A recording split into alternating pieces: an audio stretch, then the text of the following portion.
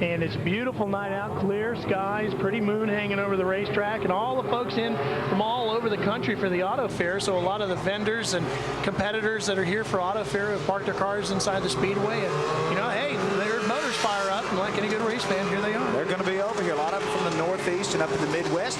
If you're going to be in the area for the next couple of days, we invite you to come out to the Food Line Auto Fair. You can come by tomorrow night. There'll be more Legends racing. Tomorrow night, right here in the Speedway, we won't be televising that, but if you want to get your autograph there. That's true. That'd be worth the trip from, say, Pennsylvania. Here's a green flag for you. Ralph will leave some at the gate if you want to pick those up. Some of these autograph cards. Dakota out front and running them up down the backstretch. Hines going to take a peek to the outside. And Barry Graham there in the 43 putting some pressure on. I like Barry Graham tonight, Doug. I don't know why, but I just got a feeling he is really going to be strong. Well, he made a good move there to take away second place. He's got Hines stuck on the outside as they drag race down into turn 3. Well, now he works with the Petty Driving School, and that is headquartered just off of behind the grandstands. As you see him running down the straightaway here, you see the grandstands. Right behind that is where Richard Petty's driving experience is headquartered at. Maybe he's been sneaking over here late at night. What do you think? He would have had the possibility. He would have a better chance than anybody else. Barry Graham on the outside trying to chase down Renee Dakota. They've got 1 lap to go. This could be the move. He's got that inside line. Oh, he switches it to the outside. He'll try and cut back in. No, he's going to try the outside. That's a long way. They got together, Doug, and that is going to be it. White flag this time, Ralph. They're going to go 1 more lap. He waved it last time prematurely to a couple of cars, but they're going to give him 1 more lap. He still ain't going to get him, but he's making a charge back on him. Oh, and Dakota bobbled. He's going to hold him off, though. I thought for half a second with Dakota bobbling that maybe that would make the difference, and Barry Graham still charged back hard, but not enough. The Masters Dash for Cash goes to that man, Renee Dakota. Ernie Irvin to the master of the masters, Renee Dakota. This is a car, I understand, that Ernie Irvin used to own. Yes, this used to belong to Ernie. I bought it from him about 1.5 years ago, and it's been a very good car. My best wishes to Ernie to get well soon, and I dedicate this here winnings to him. All right, so we're going to have more coming up here from behind the Charlotte Motor Speedway in just a moment, so don't go away. The Summer Legend Shootout continues.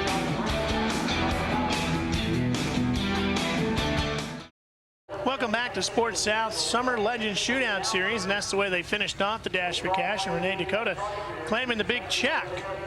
Now, that's the way that finished off, but we got more racing to go. Let's get into our next starting grid for you.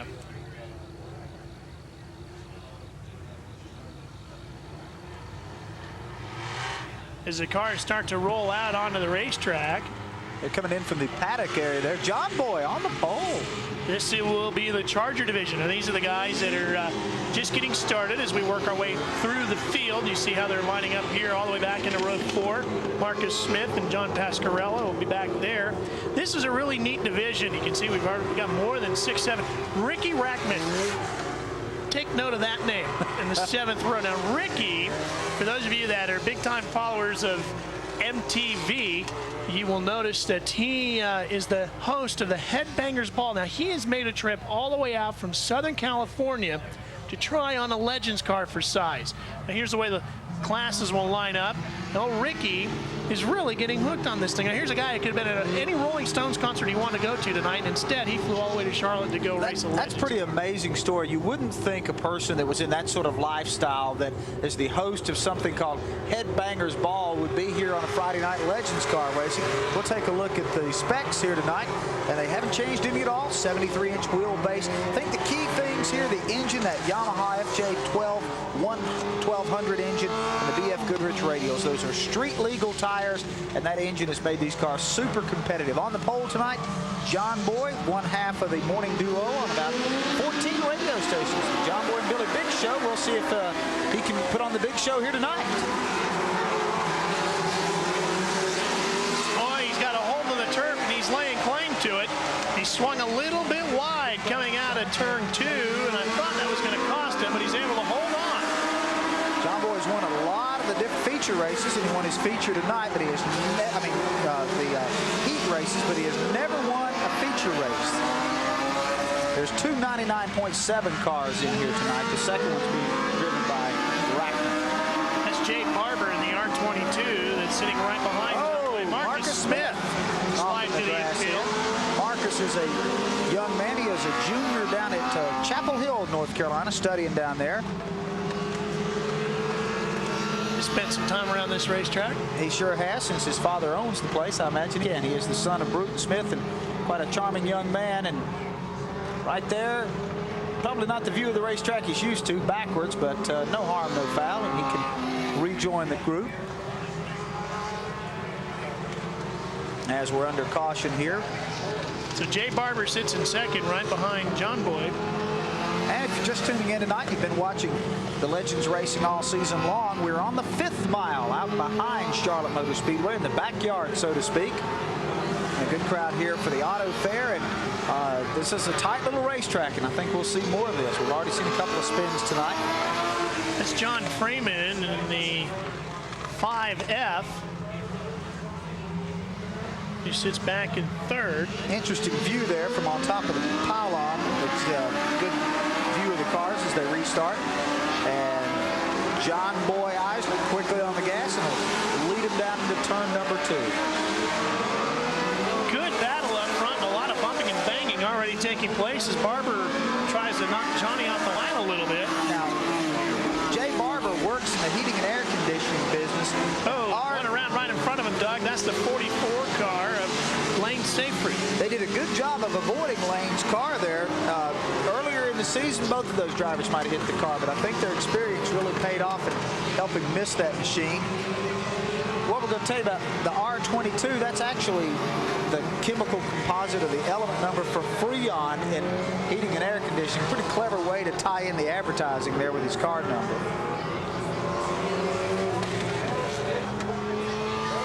Second caution flag in our Chargers division race tonight. What do you think of the 5th mile? I really enjoy it. I got to come out and see a lot of the go-kart races out here earlier this summer, and I actually had a chance to run around here in a go-kart. It's a lot of fun.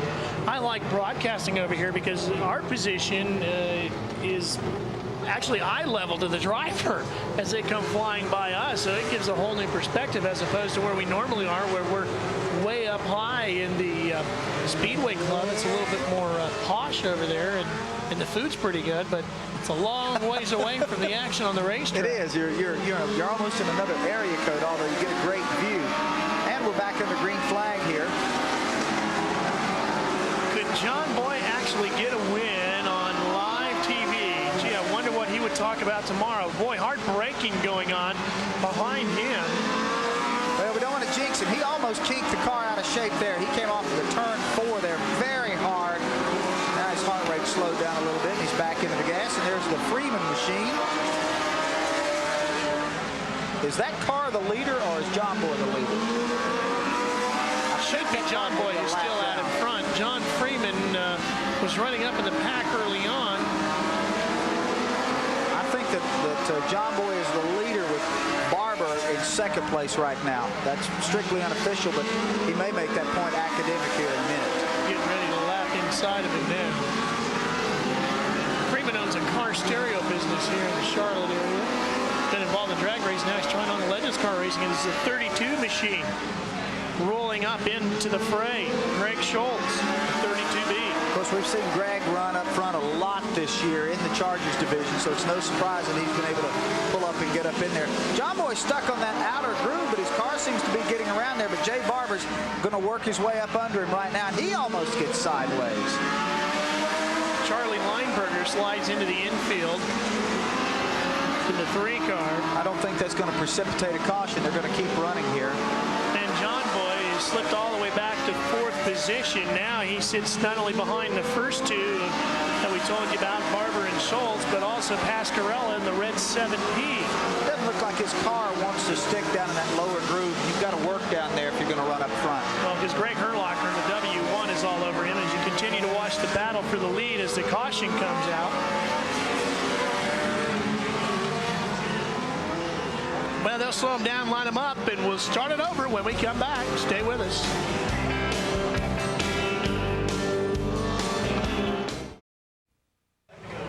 Jay Barber Barber in the R22, Greg Schultz in the 32B, and John Pascarella in the 7P are ready to get back into it in the Charger division. And Ralph, I think they may be getting the green-white checkered here. I'm not sure, but it may be the way they're going to run this. It's going to be a 20-lap feature. Jay Barber, Greg Schultz, John Pascarella, and John Boy is the way they stack up with 10 laps to go. Okay. So they didn't shorten. They cut 5 laps off of this for a 20-lap feature. Barber and Schultz up front now. Nobody really getting an advantage in the corners. You know, we see some of the things different at the quarter-mile track. You see the drivers sliding around a lot more. We're seeing the cars actually sticking in the corners a lot more here tonight than we do in big quarter-mile track. Well, they've got a little bit of banking. It allows for just a tad of side bite as they come in there, and that gives them a chance to stick the car a little bit better and work an outer groove. John Boyd swings to the outside there, and we can see our leader Jay Barber up front, and Jay is pulling away at the moment. He's really driven a great race tonight. Well, there's been some bumping and banging behind him, and that's really allowed those guys to move out and away from him, or actually allow him to move out and away from them. And the battle is really for second, third, and fourth, as these guys have bunched themselves up through the hammering on each other. Well, that's John Pascarella in the 7P, John Boy in the 99.7 machine. That's Ricky Rackman that's off the course on the outside of turn 4 back there, and he's going to re-enter the racetrack here in a second. Why didn't that surprise me that he slid off the course at least once during this? This is his absolute first automobile race ever. And he saw the 3-car go flying into the infield. That's Charlie Lineberger. He's going again. And you look at John Boy working his way through 1 and 2. There's your leader, Barber. Jay Barber, R22, is putting on a clinic tonight. Greg Schultz is in second. John Pascarella. And John Boy hanging on to fourth as they flash across the start-finish line. Looking like Schultz had a little bit of a push there, Doug, coming off of turn 4. Well, this car's not pushing. No, he's really sticking to the bottom, isn't he? He is pushing a little bit there, but he's going to try to make... One around right in front of him. That's the 24 car. That's Michael Rahm right there. Driving the car, usually driven by Chuck Spicer. This is Michael's first ever race. Michael is a PR guy on the Winston Cup circuit, works for the Gossage McFarland Company, usually works with Bobby Hamilton. Yeah. All these PR people think they can drive race cars, huh? Yeah, not like us broadcasters. We know we can. We know. We're just doing this. It's a big difference. We just want to relax. Schultz takes a look to the inside of the leader, Jay Barber. And it's the white flag lap, so the next time around is the money lap as Schultz and Pascarella and Barber are hooked up for it. Well, there's the move right there as he tries to set him up coming off of turn 2. Slower traffic in front of him could come into play.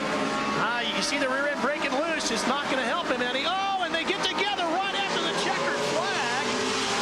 Schultz was really hard into it. And Barber let up off the gas as soon as he crossed the line, claiming the checkered flag. Greg Schultz climbed up over him. And it looks like everybody's okay. Here's again. All right, they've been going at it for about 2 laps, and it kept pretty clean. And that is truly a racing accident. There was nothing intentional about that. Well, you can see Barber already had his hand out of the window. He was already celebrating. You'll see it out of the right side of the car. The hand goes out, signaling you guys can go to break. I've claimed to win, and here comes Schultz.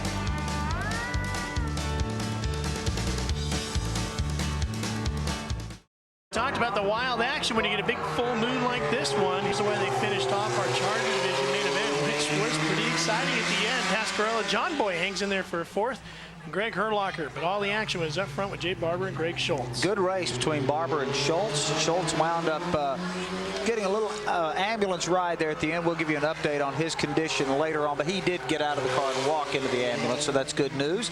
And here are the combatants in the Militech Challenge. Shauna Robinson will be behind the wheel of car number 4, and behind the wheel of car number 40 is Lynn St. James. Fastest women in the business of motorsports. You can see the big ProCal decal on the back of Lynn's car, and the folks from ProCal have been decaling our cars for the Militech Challenge all season long and doing a great job. And Shauna looks like she's got the Burger King colors. I guess that's Marcus Smith's car. Yeah, and the 40. Now, Lynn was conferring with John Crow earlier, who we've seen do lots of things with on the Legends Tour. We get the green flags. It'll be interesting to see who got better coaching. Neither one of these ladies has spent any time in a Legends car. I think Lynn got like 5 laps in one yesterday, only to find out she couldn't see out of it very good. That's a great shot there with that overhead camera as they go off into that turn.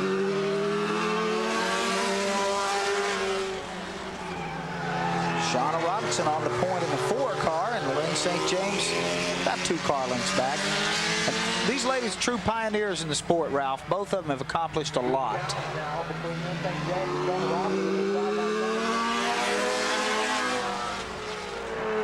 Lynn St. James Rookie of the Year at Indianapolis in 1992. And Shauna Robinson now holds the qualifying record at Atlanta Motor Speedway in the Busch Grand National Division. She set that this year in March as she was on the pole for that race. The number of firsts are unbelievable with these 2 women as we see them swapping spots back and forth, and I'm sure they're still feeling these cars out a little bit. You know, Shauna's the first woman to win a major super speedway points race. She's the first woman to win a NASCAR Touring Series event. She's the first woman to claim a NASCAR pole position. Lynn St. James is a Rookie of the Year at Indy. She's a 3-time competitor there. She was a Driver of the Year on the IMSA Tour. She was an IMSA Camel GT Rookie of the Year driver. They've reached a halfway point. I mean, where do you stop with these two? It just kind of continues on. A pair of really talented race car drivers. Let's forget just the fact that they're women. 2 really, really talented race car drivers having a good time out here in our Militech Channel. They both touched on what is going to be key in making their career. So, of course, Lynn in IndyCar racing and Shauna in NASCAR racing would be to get in a good car that's competitive, that you didn't have to wrestle with and run on the ragged edge every week just to get into the show. And then when you got into competition, the car would race on its own some, and you could really spend more time driving it and just instead of hanging on by your fingernails. Shauna Robinson leads that lap. Lynn St. James takes a peek to the inside. Well, they've really started picking up the pace, too, and they're running a lot closer together now as they're feeling more and more comfortable with the cars as they dive back down into the 3rd turn. Changing lines to Shauna Robinson, and she'll try to cut back up the inside. That's a nice move. Just 2 laps left to go. Let's look down into turn 3. Coming up off the 4th turn. Now's when it gets interesting. Now, white flag is waving. All the sportsmanship goes out the window. They want to win. Shauna tries to cut back to the inside. I don't think she's going to get a good run at it. Oh, boy, she ran it deep into the corner that time. She ran it off into the grass. That might make the difference, and Lynn runs her down into the grass. Whoa, how's that for helping out one of your fellow men, so to speak? I think it goes to Lynn St. James by about 1/3 of a car length here, and I'll give it to Shauna. She took it off on the turf here. As you see her dive out of turn number 4, they come back to the stripe, and Lynn St. James wins the Militech Challenge. Well, the Militech Challenge is over, and Mark Arrows with the 2 competitors. Mark? Well, the scenery is pretty good down here inside the racetrack. Which you lost, right? She won? Wait a minute. Was it close? Did we have an official ruling, guys? They were debating that. Do we have one? Lynn goes won, to Mark. Lynn got it. 1/3 of a car got length. it. But there's no losers, right? That was a lot of fun. It was a lot of fun. I think that's the first time I've ever sat in one, so they're a lot of fun. I like to come out here and really race, just to have a good time. Watching Shauna Robinson in these Legends cars after seeing the trucks and seeing her in the Busch Series, he's really run the full gamut of racing, just about everything, weight-wise, certainly. Lynn, did you have some fun? It was fun. It was a lot of fun. You know, one of the things I lack is oval track experience. I mean, when I went to Indy, that was my first oval track race, and I had to do this more often. I mean, I was trying to find you. It was funny, you know, just the visual stuff of where somebody's going to be on an oval is completely different. So it's good. I mean, if I know my math right, we had, what, 20 of these inside the Indianapolis Motor Speedway? 20 for ovals? Oh, for ovals? Yeah, if my math is right. Ladies, thank you for joining us tonight. We had a great race, so we're going to send things back to Ralph Shaheen. Guys? Thank you, Mark. Well, we're going to get right into our next race, semi-pro division. Here's the way they line up. We'll just let them roll right on through. Hey, Bray Carey and Kevin Conway will be on the poles up front. They'll be leading them to the green flag as we work our way back through the rows. It should be a good race, Mark, as we continue to look on back through the field here. I think we got a lot of good competitors in this one here. You know, Jimmy Sides and Craig Estes will be signing up together. Jimmy runs one of the old cars. You know, Brian Sockwell's been going at it all year long. He's way back in the field tonight. Has his family out here with him all the time, and here's the way the points stack up. Sockwell, Conway, Chapman, Austin, and Rumley. Kevin Conway, the teenage sensation that's run so well this season, and Brian Sockwell, Mr. Consistency. Now the guy on the pole, Bray Carey, still suffering from a sore wrist from an injury earlier this season running on the bigger track. And Kevin Conway, the youngster, who's really been making a name for himself. Kevin had a little bit of a problem after our last race. They went through some claiming rules and that sort of thing, but he came out of that pretty unscathed. And I think everybody that goes through racing has a night like that. And part of that's because when you beat people as badly as he beat them, everybody's going to claim that there's something wrong with your car. And we just now heard that Greg Schultz is okay. They took him away in the ambulance a moment ago, but he is all right and just a little shaken up. Glad to hear that as Bray Carey holds him off the two, but not for long. Ronnie Austin sneaking in. Well, Ronnie did that in a hurry. Ronnie in the blue 02 comes through there and rockets around Bray Carey back to second place. Kevin Conway nestled into third. Looks like Bob Ward in the 22B closing up in there as well, as we're almost 3 wide for third. Make that second. Now, if they run off the course to the outside in the turns, they're okay. There's plenty of room. They won't hit the wall. There's guardrail along the straightaways, but if they go off the course in the turns, they'll be all right. Conway closing right up on the leader, Ronnie Austin. Kevin Conway stalks Ronnie Austin, and he's down to a single car length, making about 2 feet. Trying to take a look to the inside, nothing doing there. Ralph, why do I have a feeling that 10 years from now we're going to be calling Kevin Conway's name out on a much bigger racetrack? There's Bray spinning into the infield, and we've got one off the outside of the racetrack. That brings out the caution flag. The 7W involved in that as well, Jim Ward. Now watch the 13. Bray just loses it. Got loose turn and looped it around. And good job of driving by G. Chapman to keep from driving through Bray Carey's door. Well, we got the yellow flag here. Let's catch up with Mark Garrow and a celebrity guest, Mark. We're down here with Ricky Rackman, host of MTV's Headbangers Ball. I can dare say, guys, he is not your typical race driver with the ear ring and the nose, but we're glad to have him. I was the fastest guy on the track with a nose ring. I know that. You had a chance to go to the Rolling Stones concert, but instead you came Legends. You know what? The bottom line is, I'm here because I'm a hardcore fan, and this is what I've always wanted to do. So this is like the step one of like a big dream for me. I mean, all the people from Hooters have been really great, and Tad and Irvin, they set up the car, and it's just been like a dream. I got to play race car driver, and it's like now the only problem is I'm trying to get one of these cars. I mean, February, I went to my first race. I went to Daytona. Then I ended up going to Darlington. I'm going to Phoenix and Atlanta. Today was my first race, and it's like I'm hooked. Well, I'll tell you what, make sure you come back. Oh, I will be back. Charlotte, everybody here was great, and I'll be here, but next time I'll be in front of the pack. All right, let's go back to Ralph Shaheen. While Ricky was talking with Mark down there, you saw Conway take the lead. And now you see the 22 cars sliding up in as well, trying to make something happen here is Bob Ward. The thing about Ricky, he's the only guy I know with a Richard Petty tattoo. He does. He has a tattoo. Mark, you should have had him show that. He's got a tattoo on his arm, and it's Richard Petty with checker flags, and right beside it, he has a tattoo of Elvis, and he has both of the Kings on one arm. It's pretty cool. What a job. The guy hosts MTV's Headbangers Ball, and on the weekend, he gets to go Legends car racing. Leader working through traffic. Good battle we've got going on there with the 7W machine. That's Jim Ward, who spun earlier. What I was going to say earlier, Ralph, I think one day we're going to see Kevin Conway in other forms of automobile racing. I think he has it. I think he just has whatever that is that's going to make him a good race car driver. Well, he's got the marketing aspect working for him. He can show up with Western Auto on the side of a Legends car. That's not a bad deal. That's not too shabby, is it? No. design paint scheme there, looking good. Now we're looking at battle back in the pack in the top 5. That's the 02 of Ronnie Austin, the 17R of Mark Rumley.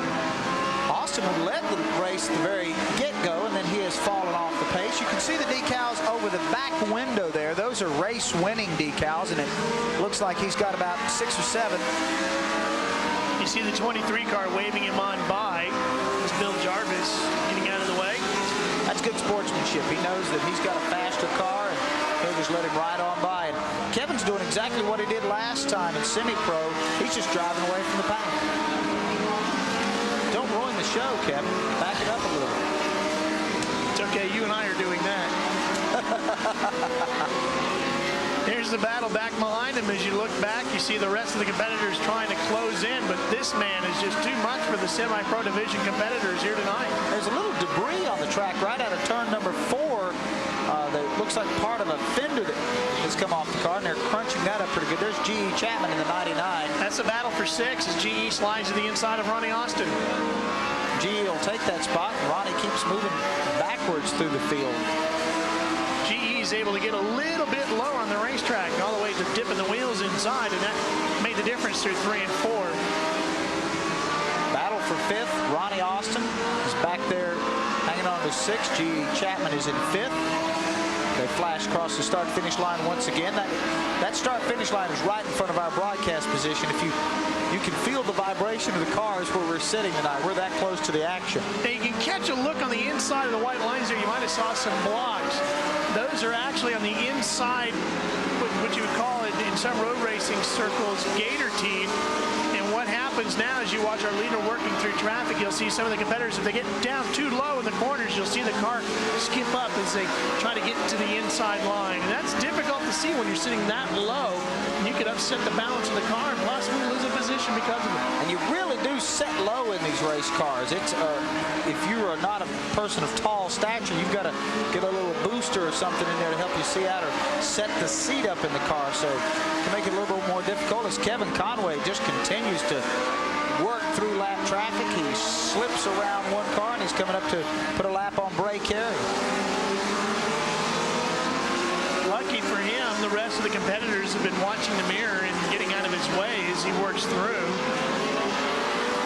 Bray with a lot of smoke coming out of the backside of the number 13 power bar back entry.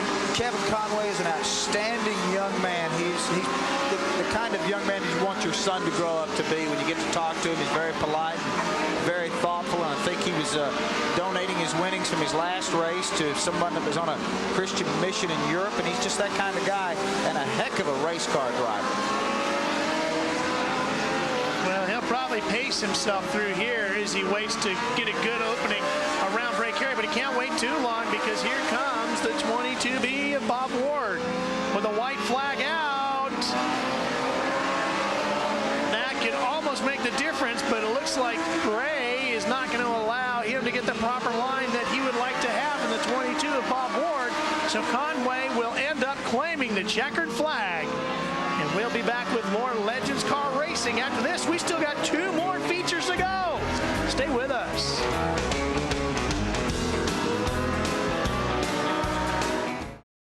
There's a look at turns 3 and 4 here at the 5th Mile backyard facility in the Charlotte Motor Speedway. And that is probably why we're having so much good competition here tonight. In the pro division, these are the bad boys of Legends Car Racing. They don't get much better than Christian Baker and Steve Mendenhall. As we work our way back through, you see Tom Langston and Brandon Sperling in row 4.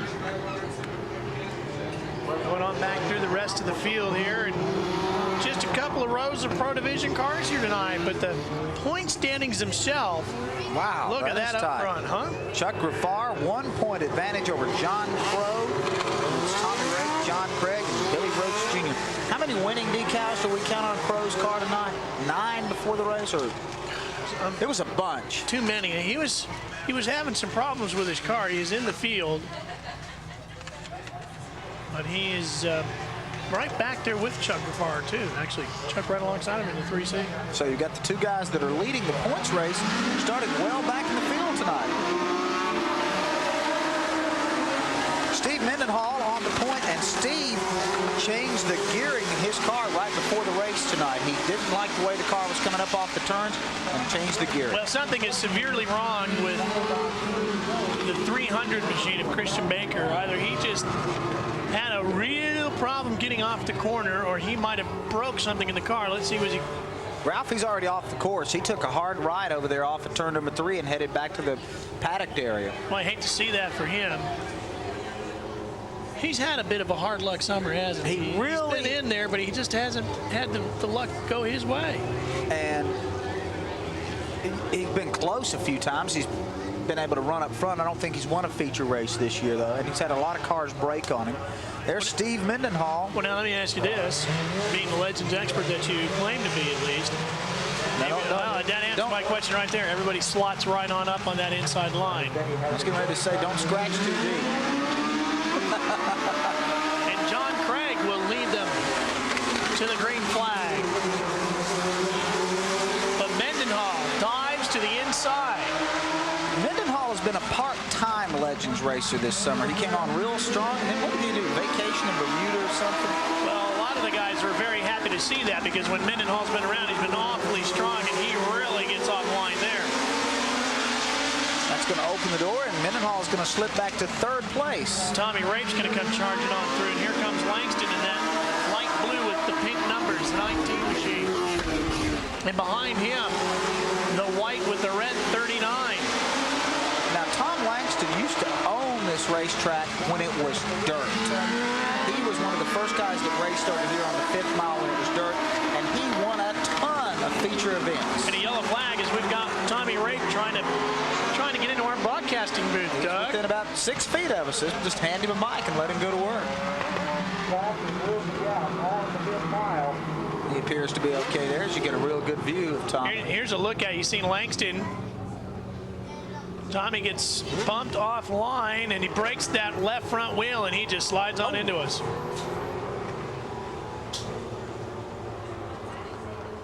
Well, as we said, Christian Baker had problems earlier on, and Mark Garrow is caught up with that story, Mark.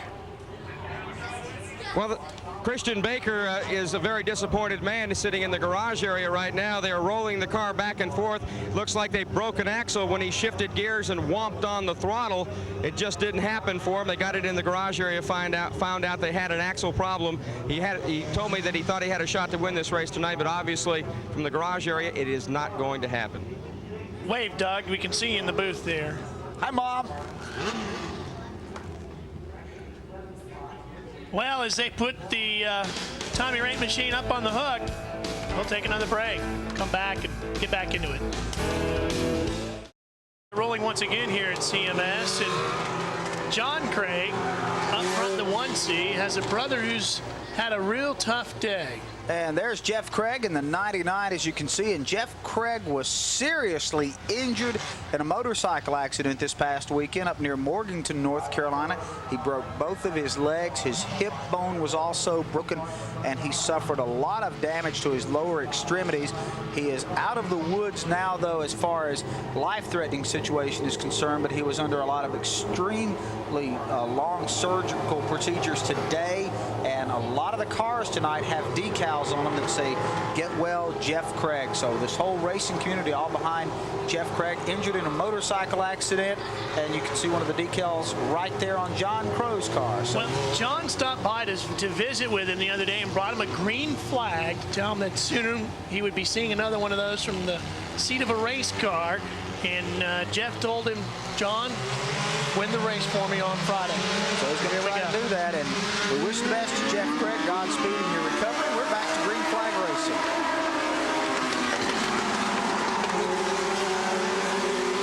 His brother's out front with Mendenhall right on his tail as we dive him into turn 3. It's Mendenhall, Tom Langston, and Billy Roach Jr. following John Craig. Good speed shot. I like that.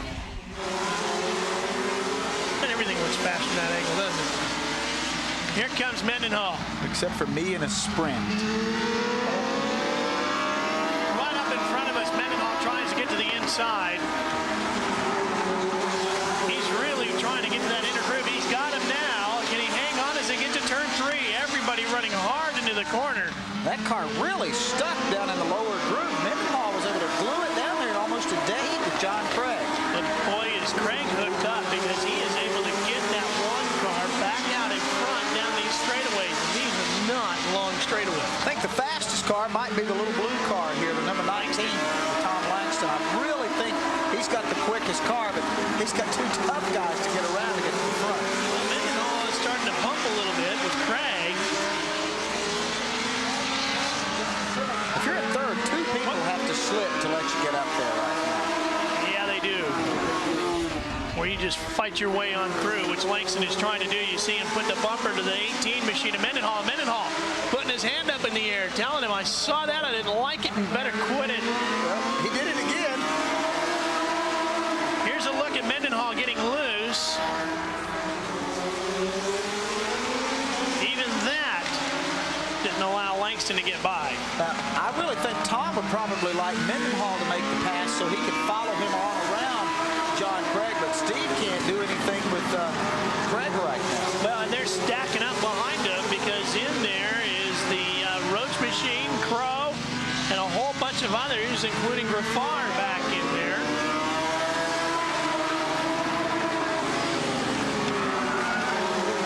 That's Billy Roach Jr. in the 39 and Tom Langston up on the outside in the 19. Wayne Sharp's in there. Well, Langston lost a bunch of positions. But now our two leaders are starting to pull away a little bit. And the battle for third starts its own path. That's it. Billy Roach Jr., John Crow, Wayne Sharp. Well, this is just what we expected out of this tonight. Close contact racing. And Mendenhall gets to the inside, pulls up alongside, up over the rumble strips, and actually makes contact with the left front of Craig, and that's made the difference. The contact also helped him because it had a negative influence on Craig. It kept his car out of line, and it allowed Mendenhall to pull away and really put some distance between himself and John Craig. Here's a look at that pass. And when they come together, coming off of the fourth turn is the difference. Look at Mendenhall grab the door with his left hand. G-forces in a Legends car at work. Literally hanging on there. Steve Mendenhall back up front. He was a terror in this division earlier in the year, and then only has raced sporadically throughout the season, but he's back tonight with a vengeance. Here comes the battle for fourth, right there. Wayne Sharp and John Crow. Crow leading him. Wayne Sharp, Sharp Tools Machine, John Crow, the framing lady on the back rear deck lid of his car, and Sharp will make a look to the inside. Crow's got everybody on that car. He does have some sponsors, doesn't he? I'm telling you. Guys hustle. And it's good to see Wayne Sharp getting stronger and stronger after having what looked like might be season-ending injuries earlier on this summer. He has really bounced back. He was injured at race, not here at Charlotte Motor Speedway, and it was very serious, but he hadn't lost too much touch. Now he's really trying to work Crow, looking to dime on the inside. Wayne is not afraid to run a car deep into a corner, but John just is not giving him enough room. This is a 5th mile layout, and we're used to seeing him run on a quarter mile, and real estate is very valuable here. You do not give it up. We're going to see some worn-out drivers, I think, tonight, too, when they get out of these cars, because you are never straight for very long here, so there's not a lot of breathing room. And there is no power steering on these cars. They are stiff. Wayne Sharp dogging John Crow again for the 4th place spot. Cannot do it. And you're not missing anything up front because it's all Mendenhall there. You see him in the front of your screen. This is a battle going on back there for 4th and 5th. Billy Roach Jr. is now closed in on John Craig, though, for the runner-up spot. And that's a pretty good battle as well. That's for 2nd place. There they are. Just 2 more laps to go. It looks like it's going to be Mendenhall's to lose. The battle is for 2nd, and the battle is for 4th. I know John wanted to win this for his brother Jeff, but he's been in the frame all night long, Ralph, but not exactly where he wanted to be. White flag is out. Just 1 lap to go. Mendenhall down the back straightaway. Off the 4th turn into the checkered flag comes Steve Mendenhall. second. Roach gets third. Crow gets fourth. Fifth goes to Wayne Sharp. Grafar comes in back behind him. And that wraps up the Pro Division. Hey, we're far from over here in the Summer Legends Shootout Series. The Masters are up next. Come on back. Inside scoop as we take a look at our Masters Division feature and lineup about what's going on at Dover. It's going to be Mark Garrow because he used to be in charge of the public relations up there. And I give him a break on the jet lag of all that. It wasn't for the fact there's no time change difference between Dover and here. Mark, of course, has a syndicated radio show that's heard all across the country, and he covers Winston Cup racing on a weekly basis, so he's pretty well tuned into it. Ralph and I want to add our congratulations to Ernie Irvin on his remarkable recovery, and he's just done a great job, and he's back here in Mecklenburg County. Mike Wyke, he's on the top of the points here. Then it's Barry Grahams, Hines, Paris, and Jackson. Boy, Mike Wyke's a character, isn't he? Oh, gosh. We counted 85 cents he has picked up now in heads-up money that he has found on the ground, laying around wherever Mike Wyke walks. And he's got it all taped to the inside of his car and claims they're all good luck charms. Now, Barry Graham is all the way at the back of the field. And I'm telling you, Doug Rice, he's coming. All right, I'll see how prophetic those words are at the end of this feature. He might not win from back there now. He's got a ways to go, but he's going to make a charge. I like that little silver bullet car. I think number 7 is going to be tough, but that's like saying the moon's out tonight, isn't it? It's pretty obvious. But Barry Graham's going to be fun. Here we go. Green flag racing.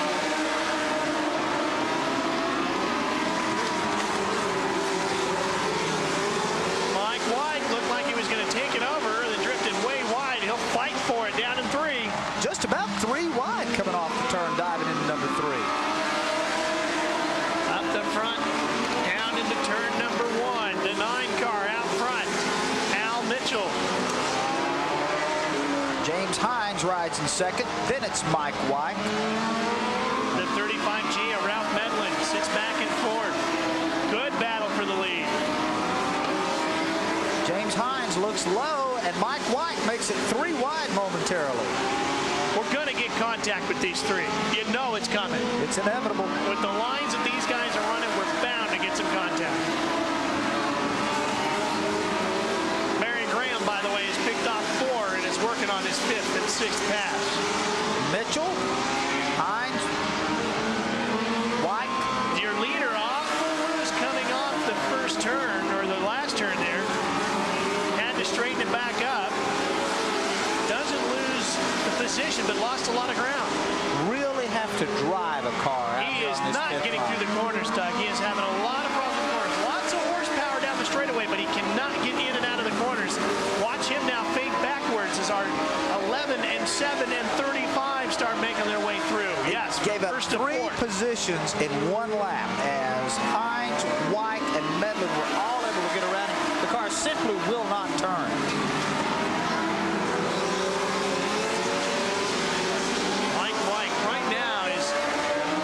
Setting up, looking for where and when he wants to make his move. Mike Wyke is not going to push. He knows that he needs to get a good idea of what this racetrack is going to do. Well, here's a look at what the problems were with the 9. It just won't steer going through the turns. It would not turn, and that car was driving right for the wall. Hines and Mike Wyke looking to the inside. He's going to try to make the pass as they go down in front of the grandstand. He'll drag race him into 3, and there goes Mike Wyke.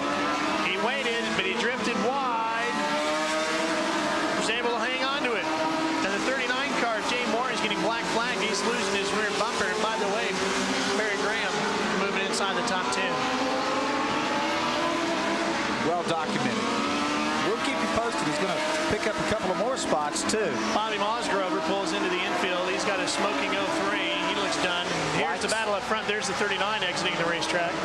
You can't have that. That's a dangerous situation when those bumpers come loose, because if that thing kicked back, it could easily go through a windshield and cause some problems. So wise to pull that car off the racetrack. 15 laps to go. As you saw, the graphic flashed up on the screen, and the silver bullet.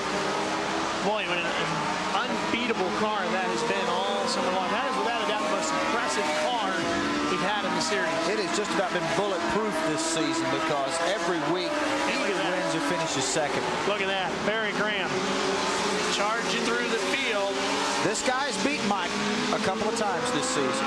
He's picked up 2 feature victories on Sports South this year. That's Daryl Sportsmen Jackson. are starting way back in the pack, though. Daryl Jackson, he just got passed, and he's coming up on the backside of the 12 car. That's Mark Moskowitz, the Doc. Looks like he might have had a little accident earlier today, Ralph, on that front bumper there. Looks like it's almost taped back together. Maybe that's why he was starting so far back in the pack. Left front bumper looks like it's, or the left front fender rather, looks like it was been worked over pretty good. Oh, and he gets together with the 65 machine of Daryl Jackson. Now, of course, if you're not familiar, Barry Graham is an instructor for the Richard Petty Driving School, and he's also a native of Australia. And he just got the break he needed, a caution flag. That'll close the field up a little bit. I don't think he's going to catch Mike White, but it's just nice to see somebody come charging through a field. It's fun to watch. There's the 43 and the 65 hooking up. You can see Barry Graham was trying to get around the debris down in turn 3, and he moved wide to do that. So they're going to put a caution flag up. Apparently a bumper, a fender off of one of the cars. You know, you think of that heavy, thick Australian accent that he has and Richard Petty's Piedmont accent. Those two must have some wild communications. Let's go over to Mark Garrow.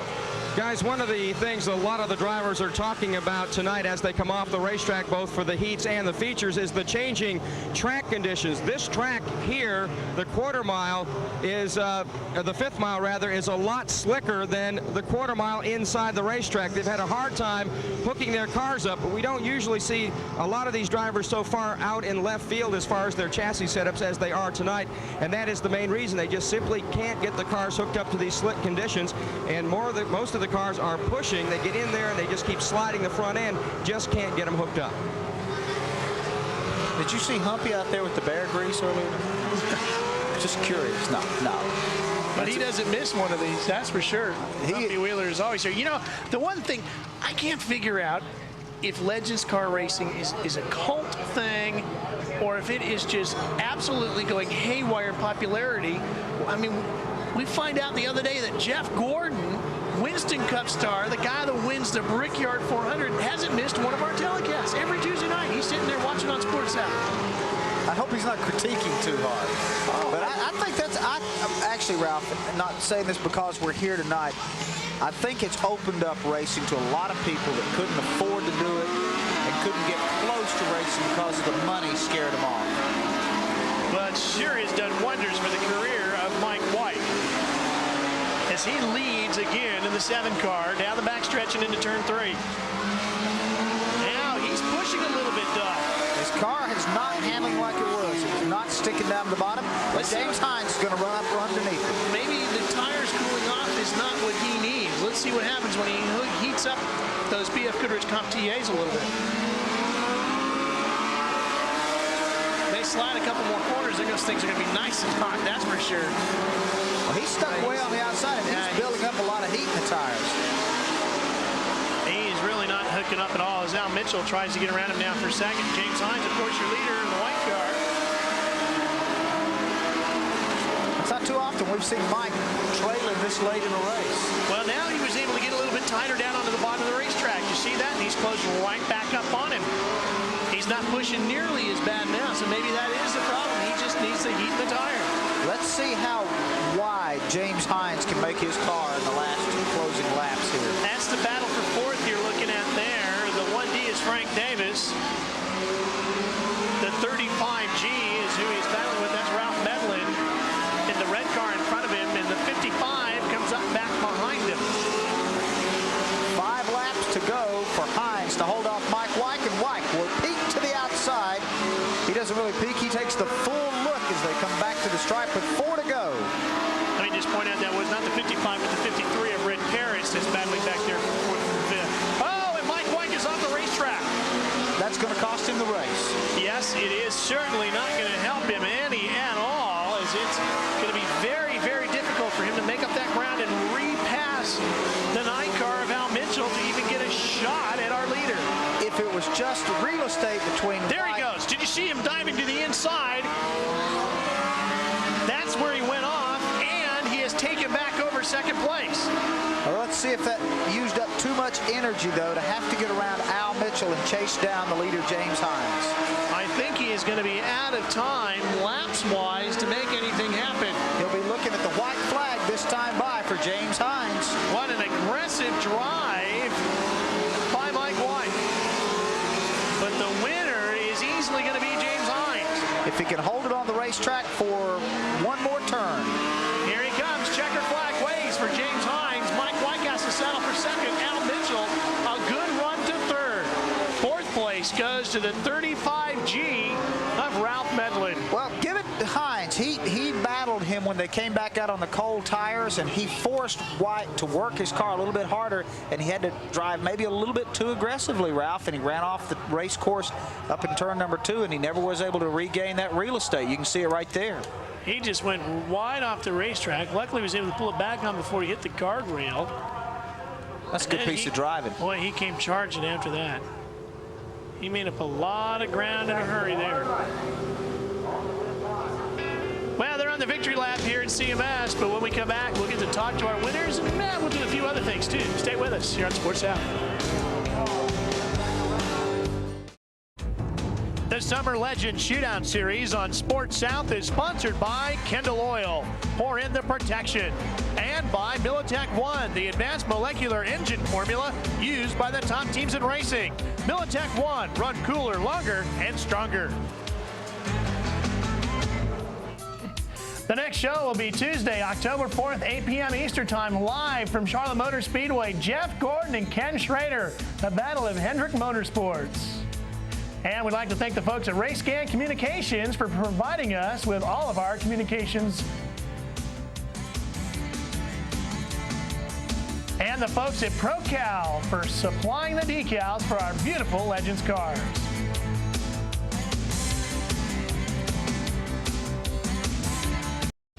The Summer Legends Shootout Series winds up tonight at the Charlotte Motor Speedway after a summer of intense racing action. In the Masters Division, Mike White had his hands full with Barry Graham all season long, but was able to clinch the title. Brian Sockwell held off 16-year-old sensation Kevin Conway to claim the title in the semi-pro class. Tonight, the title is on the line in the Pro Division. John Crow leads Chuck Rapar by only 1 point. Who will be crowned Pro Division champ at the Summer Legends Shootout season finale next on Sports South?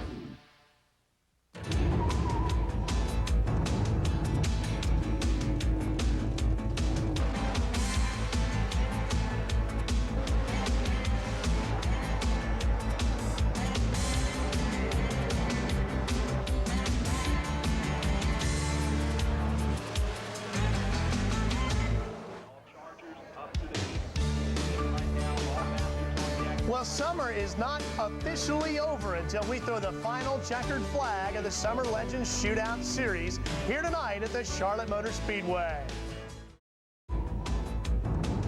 The Summer Legends Shootout Series on Sports South is sponsored by Kendall Oil. Pour in the protection.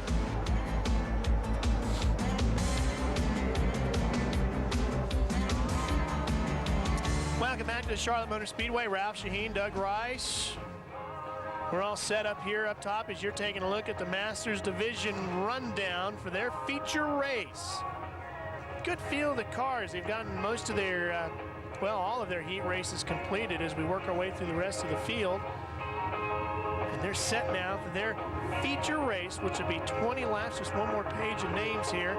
That's the way they're going to line up. Now, the points in the Master Division, as we said, is already taken care of. Mike White does claim that title. Barry Graham, James Hines, Red Paris, and Darrell Jackson still can move around a little bit, but Mike White has locked up that crown. Mike just been dominating this year in a lot of races. He kind of made it a yawner. Barry Graham, though, raced him wheel to wheel 3 or 4 times here on Sports South this season and gave us some good shows, and we'll see if Mike can finish up with a flourish tonight. Get a good look at the field of cars strung out here and the logos and planted in the infield here as they get ready for a big week of racing at the Charlotte Motor Speedway on a slightly bigger track than what we'll be looking at tonight.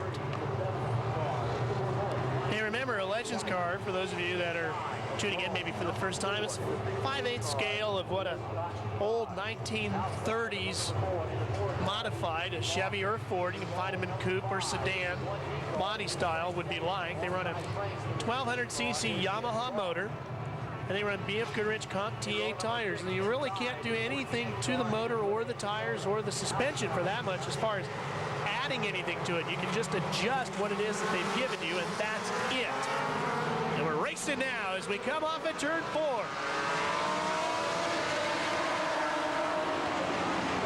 Oh, and we got a crash in the middle of the front straightaway. 3 cars getting together. Frank Manafort Jr. in the 76 there, and that's the car you're looking at. He's got a severe toe-out problem. The 96-9 machine and the 63 involved. The 63 is Elton Bud Lewis. And that happens right on the get-go as we start this Masters feature tonight. And they spin out. That was Tom Dillard in the 96.9 machine that we saw also resting in the infield. Here they are again. You can see the 63 car gets the rear end brought up in the air and then sent into the 96.9, and then Manafort gets it. And I think maybe from where Manafort came from, maybe he got together with the 63 of Bud Lewis just beforehand. It's hard to tell from that angle. A tough break there for Tom Dillard in the WTDR machine. That one is going to be on the hook along with the Manafort car. So a couple of them taken out before they barely get into the first turn tonight. Well, when we come back, we'll have the Masters cars all re-gridded up and ready to go racing once again. Stay with us. They don't want, you know, you guys don't want to mess up your grass. But they cannot. I got you figured out, What that Rice. doesn't allow them to cool off their tires. Cool off their tires. We're going green flag racing. Mike White resting back there in the 5th place spot right now. He's been the perennial winner in the Masters division all season long. A little silver number 7 machine. Charging down and out of turn number 4, making his way up the front straightaway is the number 11 machine, John Steckel. Behind him is the 35G of Ralph Medlin, and the 65 now moving up, Daryl Jackson. Here comes the 12 machine. That's Dr. Mark Moskowitz. Racing doctor. What kind of surgery he had today? Usually Mark Arrow gives us an update on the legacy of operations from the day. And Mike White's being challenged here. That car's not hooked up as well as it normally runs here, as the Dr. Moskowitz makes it up under Mike White and passes him, coming back to the stripe. You see John Manafort in there in the 176, and the 9 machine is Al Mitchell. Al Mitchell was one of the very first guys to buy a Legend car. He's been going at this a solid 2 years now, and usually he's a middle of the packer, but he really enjoys the sport. Well, Mike White having a pretty good battle here, as the Doc is having one of his best runs of the whole summer.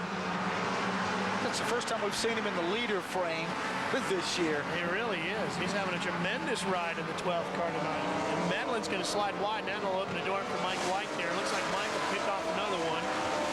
So that's going to move Mike up to 3rd right now. Cannot count this guy out. He has, I think, 12 feature victories this season, and he'd like to add another decal to his car before it's all over. Well, now we also hear of a story that Barry Graham is not here tonight. What's up with that story, Mark? Well, timing is everything in life, and because Mr. Graham didn't have a chance to win the championship, he has gone back to Australia. Their racing season down under is about to begin, so he's getting ready for that. So he's out of here. Interesting.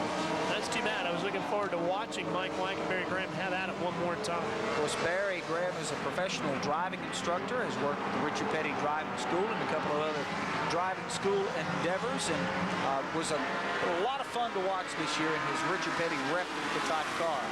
This is a real good battle going on here. That's Medlin in the 35G. Take a look at our leader. In the 9, of course, was Al Mitchell. James Hines is out front. That's the 11J car of James Hines there, showing the way. He's really pulled away to quite a sizable lead here. Of course, we have more than one 11 in the field, and you can see the J on the 11 is hidden behind the bar that comes down the wheel bar to kind of keep them off of the climbing up into inside the car. Hines has a couple of other feature victories this season, so it's not a surprise to see him leading, but it is a surprise to see him with such a sizable lead over Mike Weick, and Renee Dakota spins it around, and that'll slow the field down here momentarily. That again there is one of the older cars. You can tell the steel-bodied cars, just the shape of the cars, the fenders are a little bit different.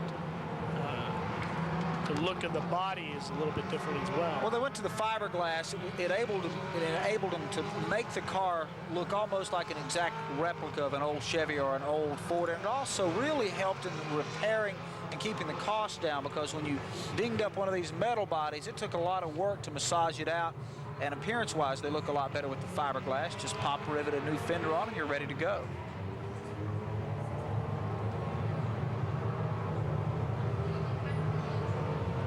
Huge field of cars here tonight. Boy, they came from everywhere, didn't they?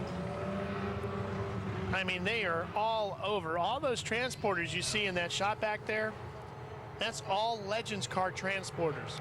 And they're pitted off of what would be road racing corner number 1 here at the Charlotte Motor Speedway. Aha!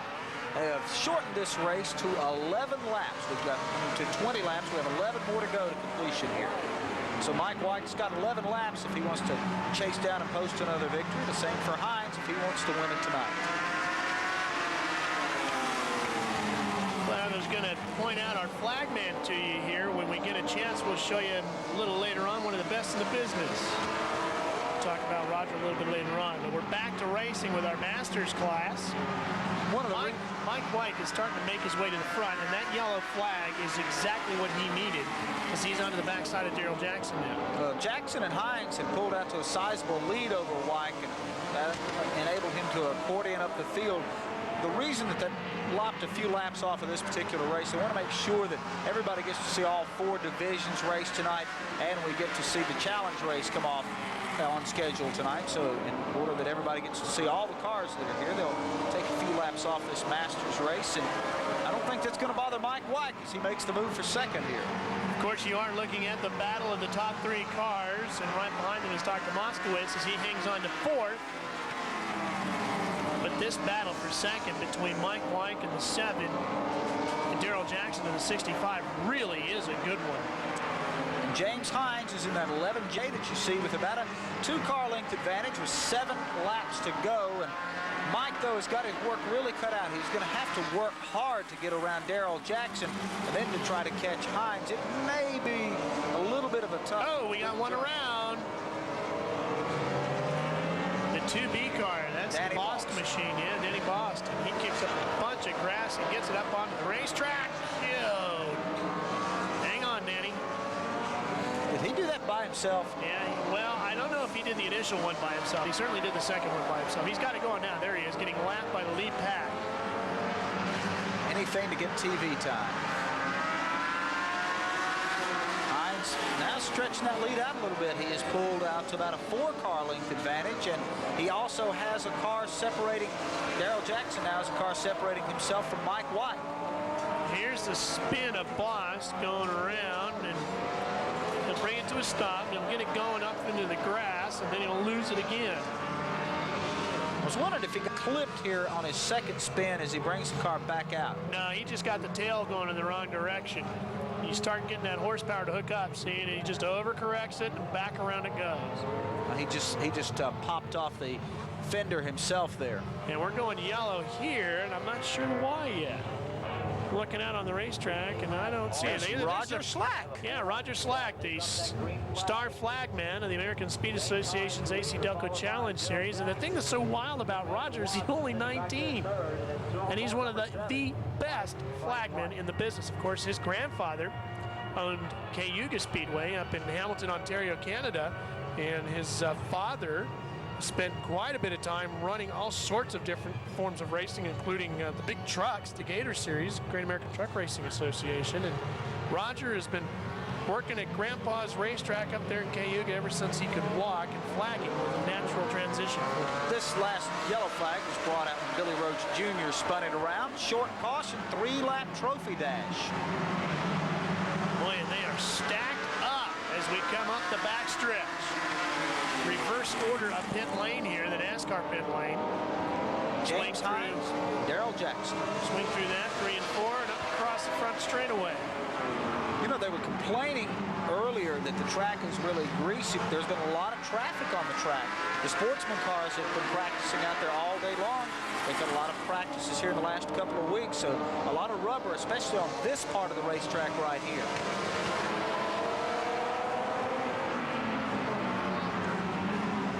Last lap as the white flag is out. Got a funny feeling we got a white flag coming now. Yeah, our graphic and Roger Slack are not on the same page. As the Moskowitz machine spins, Roger Slack now has a white flag in his hand. There goes the 39 car around. That's Billy Roach again. That's the second time he's spun in this race. Or Jay Moore, according to your grid sheet, depending on which one is right. And here we come to the checkered flag, and off of the fourth turn, the 65 of Daryl Jackson gets the win as our leader, James Hines, goes wide. He had to check up a little bit to stay out of the way, and it gives Jackson the victory. And we'll be back with more here at Charlotte after this.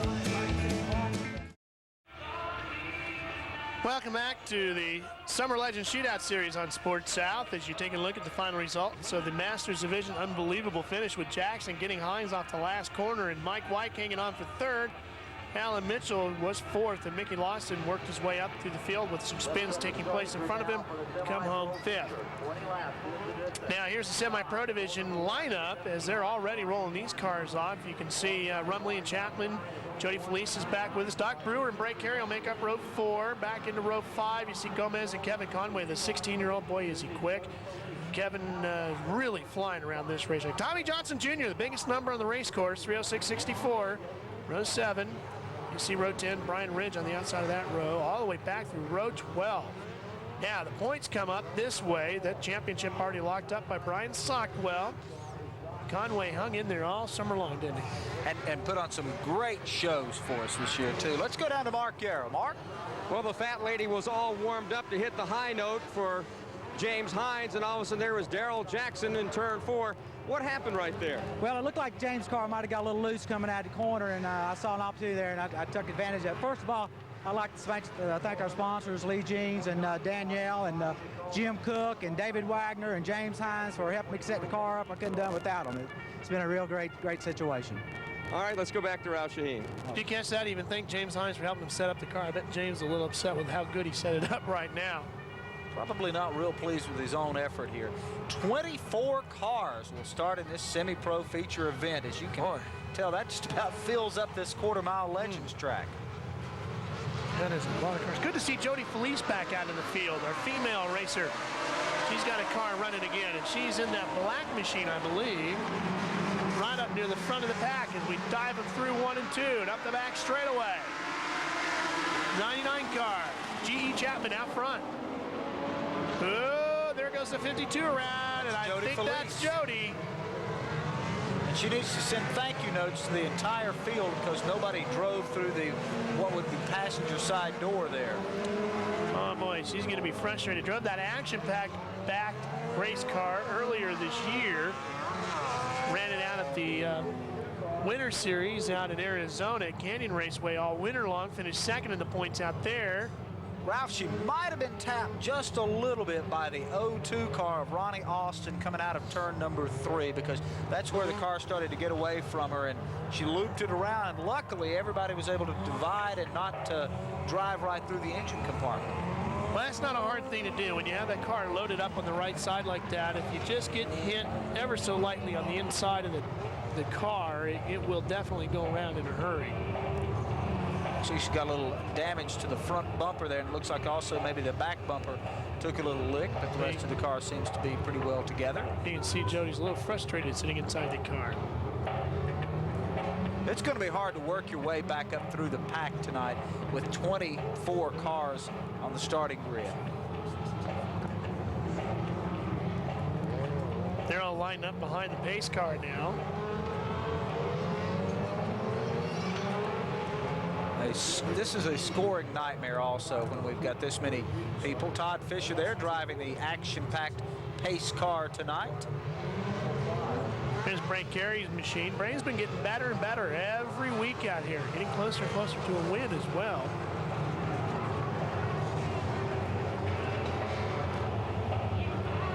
Well, Chuck Rafar, we told you about the problems he's had. Mark Garrow has caught up with him. Mark? We're down here with Chuck Rafar, who had a bad break in the heat race. When he missed the call, you got out there late, you have to start 16th. What do you think your chances are now of winning the championship, somehow overtaking John Crow in this next upcoming race? Well, it's going to be tough, but I did it a couple weeks ago. Came from 18th to 4th, so the car feels pretty decent. I'm just going to use my head and drive to the front. Try to drive. Hopefully I get some good brakes. And it's unfortunate it happened that way in the heat race, but this is racing, and we'll just go on from here. Both me and John ran a good year. We both won a lot of races. We'll just see what happens. We're back under green. And we're diving into turn number 1, and Jody Fleece has gotten her position back. Oh, we got 2 cars into turn 1 and 2. Of course, they're back on the racetrack. And the action continues up front. Johnny, I think it's Mark Rumley is on the point now, and just the narrowest of leads as they flashed out what is the backstretch here with G.E. Chapman swinging wide, and here comes Brian Sockwell. Well, G.E. just barely tapped the backside of Rumley, then he got off the gas and things slid away from him as he tried to gather it up. That was all it took. Sockwell passed him. Of course, Sockwell will be the series champion in the Scenic Pro this year, and they'll have t-shirts for that. I'm sure they're the group that the family brings the huge banner out to celebrate every victory, and practically has a family reunion in Victory Lane, and he has put on a great show this year. He's been a fun guy to watch race. Rumley doesn't want him to win this championship without being contested tonight, though. Sockwell out front now as we come off the 4th turn. Those 1200cc Yamahas just wind up these straightaways. You can hear them as they get on the throttle. The Legends cars race at some tracks that are a little bit bigger, and they pick up a little more speed. They run down at Myrtle Beach Raceway, which I think is just about 5/8 mile, and a couple of other tracks where they really fly. There's Kevin Conway in the 17 car, the Darrell Waltrip-looking machine, as he gets around Ronnie Austin. And the 99.7 car, which is Doc Brewer, I believe, tonight. That's the battle for 4th we're watching between Austin and that blue machine, and Conway in the 17. Of course, Kevin Conway, 16 years old. He's won several feature races this season. Kevin's doing exactly what the series is supposed to do, give you an inexpensive playing field to try your wares, see if you got some potential. He's young enough, shown some good signs. If he can mature a little bit more, move out of the semi-pro division, up through the pros, and maybe onto a regional track like a Concord Motor Speedway, which is just a few miles away from here, or Hickory or wherever, try the late model scene, go from there. Who knows what this kid could do? Well, Ralph, that's exactly what Kevin's dad's already talking about. I had a long discussion with him last week, and he said they've already kind of got Kevin's itinerary mapped out for him. We want you to race this division for another year, then we're going to go here, then we'll do this. And I have no doubt in my mind that Kevin and his family and the people that support him, have it envisioned 7 years from now, probably running Winston Cup if that could happen. But he's shown that he can really wheel a car as he works traffic extremely well, and he's about to enter some traffic here. Well, he's caught up to the battle for 2nd place between Rumley and Chapman. And Kevin looks quicker. Oh, he's got the inside of Chapman right there. Good, clean racing. You see he didn't use Chapman as a brake. He was definitely smooth. 10 laps to go. We've reached the halfway point, and Conway is trying to put that 17 up inside GE, but he's given him plenty of racing room. 3 wide they go into turn 3. Kevin Conway sneaks by as the slower traffic comes into play. So Conway is able to work that traffic. That's exactly what we're talking about. He is so good at that. Picks up a spot, and now he's in a position to maybe go up and challenge to win this one. Now the leader, by the way, has absolutely checked out. So this is the best battle on the racetrack. We watch some of the slower traffic. There's Sockwell there, going past the 66 machine now. Bryant's waving bye-bye to the field at this point.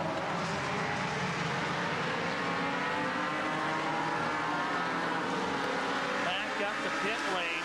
Got to work around Mark Rumley here. Oh, Mark's not going to get in the spot. That was going to get real tight right there. Chapman slid up and gave him that groove a moment ago. He had to work a little harder. 3 wide up the front straightaway. Knowing that they have a tighter line, too, and they all stuck with it. And if you watch Kevin Conway's car, he really showed what a good setup can do. He went into that turn, and that car didn't budge an inch. It stood right on the inside line, didn't wiggle, and he was there to make the pass. Well, I like the fact that he drove smartly, too, and didn't go blazing on into the side of somebody. He took the move, but he did it by thinking it through. He knew exactly how hard to go in there. He watched. He gave everybody racing room. Kevin Conway is learning how to be a good race car driver. He has pulled within almost a straightaway of the leader, Brian Sockwell, but he's got a ways to go to work around it. Conway in second place and marching through the back markers. I think he's moved around Billy Gomez Jr. now to get up here and challenge.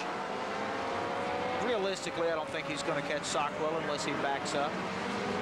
Oh, look at this. We've got one blazing off the racetrack. That's Ronnie Austin. That car definitely on fire. He's got a little fuel fire or grease fire coming out from underneath that car. And he's going to come right to our cameraman. Get out of the way, Mark. Lift up that hood. It looks like it's extinguished itself as soon as he turned the motor off. There's Sockwell. Brian Sockwell with a very comfortable lead over Kevin Conway at this point. Look at the flames coming out from underneath Austin's car. And you can see he was looking around for a place to pull it. He wasn't too worried. He had it under control. The white flag is out. One more lap for Brian Sockwell here in the Summer Legends Shootout Series semi-pro division. Its final race, he's already waving. He's the champion, and he is also the race winner. When we come back, we'll have more from Charlotte after this. Not much to be disqualified on, but I guess you got to have a line somewhere in the sand. That's splitting hairs, huh? Tell me about that. That's about the same measurement as yeah, split it's about. hair. That's it. Jeff Gordon in the 32, Ray Evernham, his remarkable crew chief in the 40. Well, now, Jeff wins in Winston Cup cars on a pretty regular basis here these days. He says Brooke has been putting him away in go-karts lately every time they go to the go-kart races. He was telling us that during the commercial break. Let's see what Ray can do in a Legends car. Ray Evernham is in the 40. Jeff Gordon is in the 32. And by the way, for those of you that don't know, Brooke Seeley is Jeff's fiancée.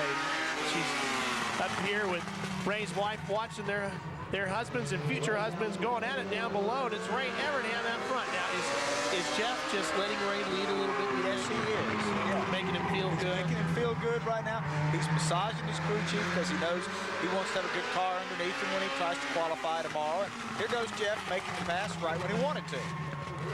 Now, we saw Evernham take up the leader in the modified race. Does he spin out his own drive? I don't know how grateful he was we showed that video clip. Hey, if you got a black mark in your career, just come on the Summer Legends Shootout Series. We're more than happy to point it out. But does he take Gordon out here tonight? Well, it's the last Summer Legends Shootout Series of the summer, so they've got all winter long to repair the cars we use for our celebrity drivers. So I'd say if he can reach him, there's a good chance he might touch him.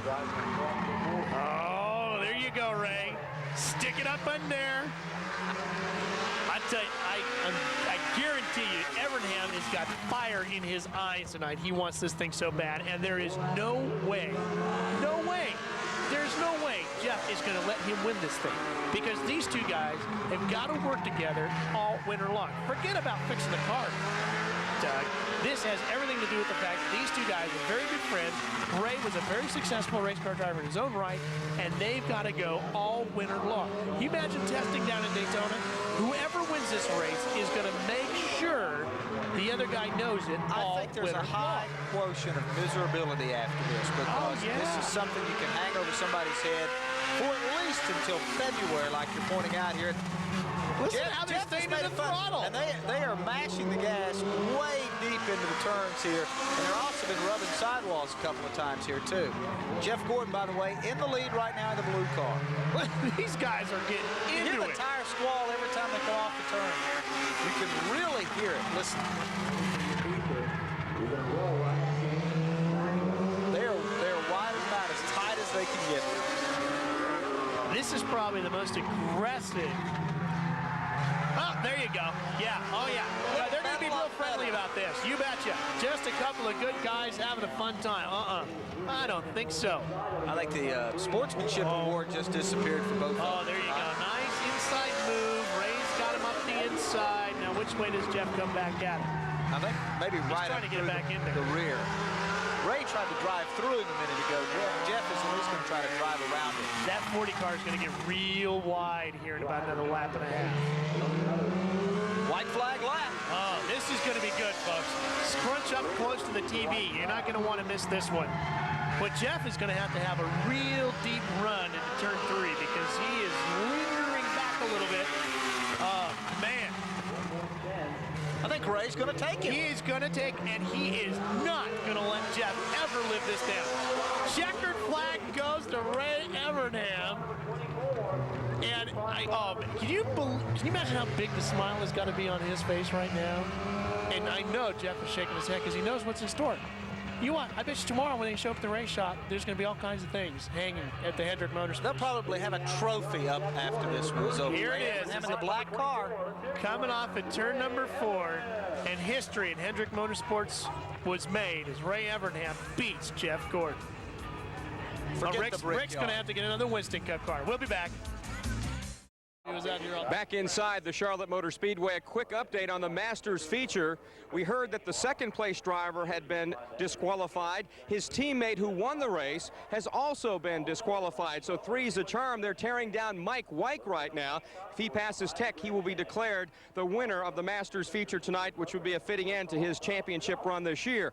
Now, as far as these two guys are concerned, Jeff Gordon, you get out of the car, you're pointing at him and you're laughing at. What were you pointing at him for? Well, see, I found out that he came down here today and made a whole bunch of laps. I'm not making any excuses. I mean, that's why he's a good crew chief, because he's also driven a race car and he's a good race car driver. And now, see, I have nothing to brag about because I'm always giving him a hard time about him wrecking all the time and never seen his talent and never seen him win a race. So now I can't say that anymore. He seems to be a little bit sneaky, don't you think? I mean, was that really fair, kind of sneaking down here and getting a few laps in? Oh, well, I guess maybe he didn't think it was fair having to race against me. I should have had a weight advantage and all these other advantages. But, you know, these cars are a lot of fun to drive. And you know, you get them pretty evenly matched, and it doesn't matter who you are. I mean, it's going to be a good race. And that's why the series has gone over so great. But he's got bragging rights over me now. So how does it feel to have one up on your superstar driver? Well, it feels pretty good, but I got to give all the credit to my crew chief, Elliott Forbes Robinson, because those are the guys that make it happen. You know, it's the crew chiefs, not us drivers. But we had a lot of fun. We had some fun with him this week and didn't tell him I was going to be here. And I said I hadn't driven a race car in 3 years, and you want me to race against Jeff Gordon. He's 40 pounds lighter, and he races Dale Earnhardt and Rusty Wallace every week. I need an advantage. So we were going to doctor on his car a little bit, and I think I owe this all of the guys that worked on his car for me. I think you did doctor on my car a little bit. We saw how bad it was pushing.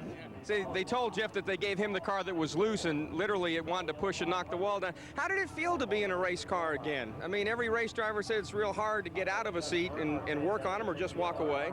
Well, it's pretty tough. I'll tell you, that felt pretty good. I'm going to have to hope Rick Hendrick's watching this show. You know, maybe he can see now we can do a little bit more than crew chiefing, but we'll see. Nah, I'm pretty content when he's got to hold his breath for about 29 seconds tomorrow night. I don't want to be sitting in that seat. I'll stand with my stopwatch in the pits. Yeah, tomorrow night they'll be standing about 50 yards from here. Ray will, with Jeff out there on the racetrack in the DuPont Chevrolet. The Pro Division features coming up next, so don't go away. Summer Legends Shootout Series. Ralph Shaheen, Doug Rice, and Mark Garrow. Well, we've had a great night. If you just tuned in, you missed some good stuff, but we got the Pro Division race for you. Here's the way they're going to line up. Sharp and Crow, Craig and Mendenhall, Vanderbrink and Langston, Billy Roach. See the rest of them as we work our way back through the pack. We're going to flip these at you pretty quickly here. Pat Patterson, our old buddy with the microphone out there once again, having at it. And the points for the Pro Division. Remember, we said just 1 point. This may be mute now, though, that Chuck Griffar missed that heat race, and he's going to have to start in the back of the pack, only a single point back. Well, now let's say there is a tie at the end of tonight. Here's the way they finish that thing up. If there's most wins or most top 5 finishes, most top 10 finishes, highest finish, first to attain point total if we have to. Now, if that doesn't work, the guys down in the truck had a couple ideas what Whips and they chains. I like that. Dogfight with airplanes, nuclear weapons, and if all else fails, they'll remain co-champions. We actually intercepted an inter-office memo is where we got all these out. I like that. Cage match. They need that.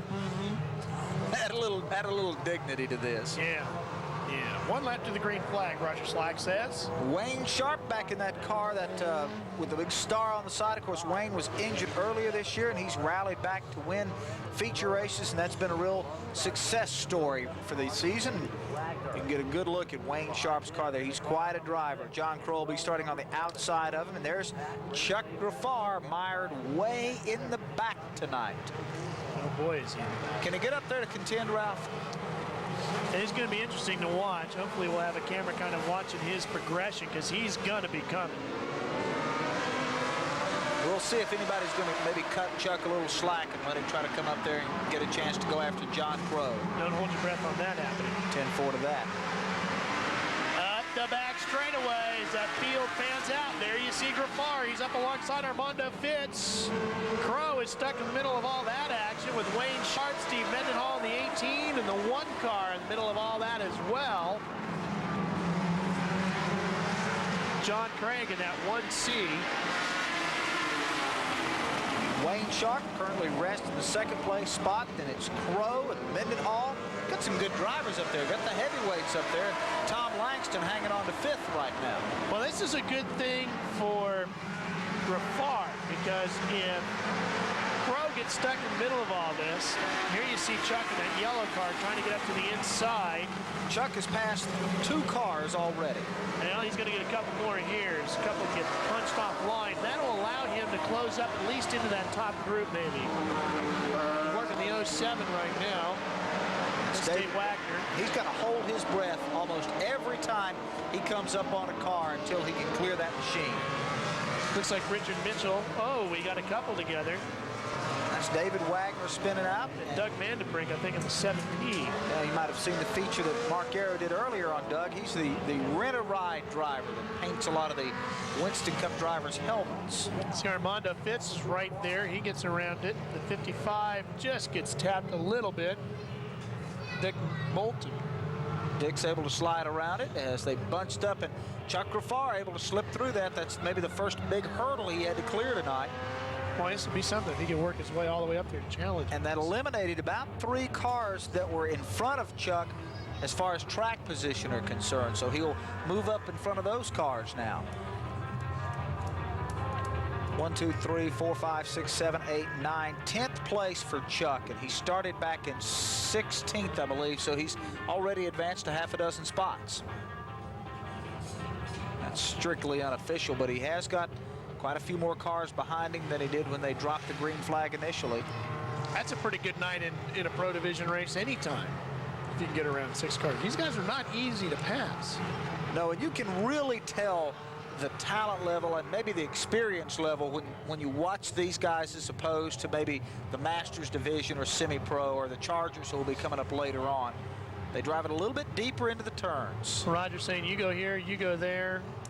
Roger comes to Charlotte every race week. He helps flag the Legends car races and is kind of a protege to Humpy Wheeler and works here at the Speedway at race time, and of course flags the ASA races all across the country.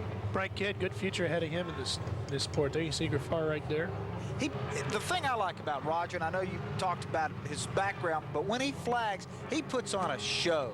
And I've had people come up afterwards and say, who is that guy? Because he's fun to watch. It's part of the entertainment package that you get. The biggest problem with Roger is eventually he's going to get down out of that flag stand and come upstairs and do the kinds of things, like you said, that Humpy Wheeler does. And it's going to be a shame because he is one of the most colorful flagmen in the business. And he stands up, when we see him at the ASA races all the time, he stands up, you know, and gets right up on the top railing there of the flag stand, and just hangs out over those cars as they come racing by, and he's spinning the flags and carrying on and going crazy and doing all kinds of things, and he never drops a flag. He even got hit with a hood earlier this year at Denver, Colorado. Season opening ASA race.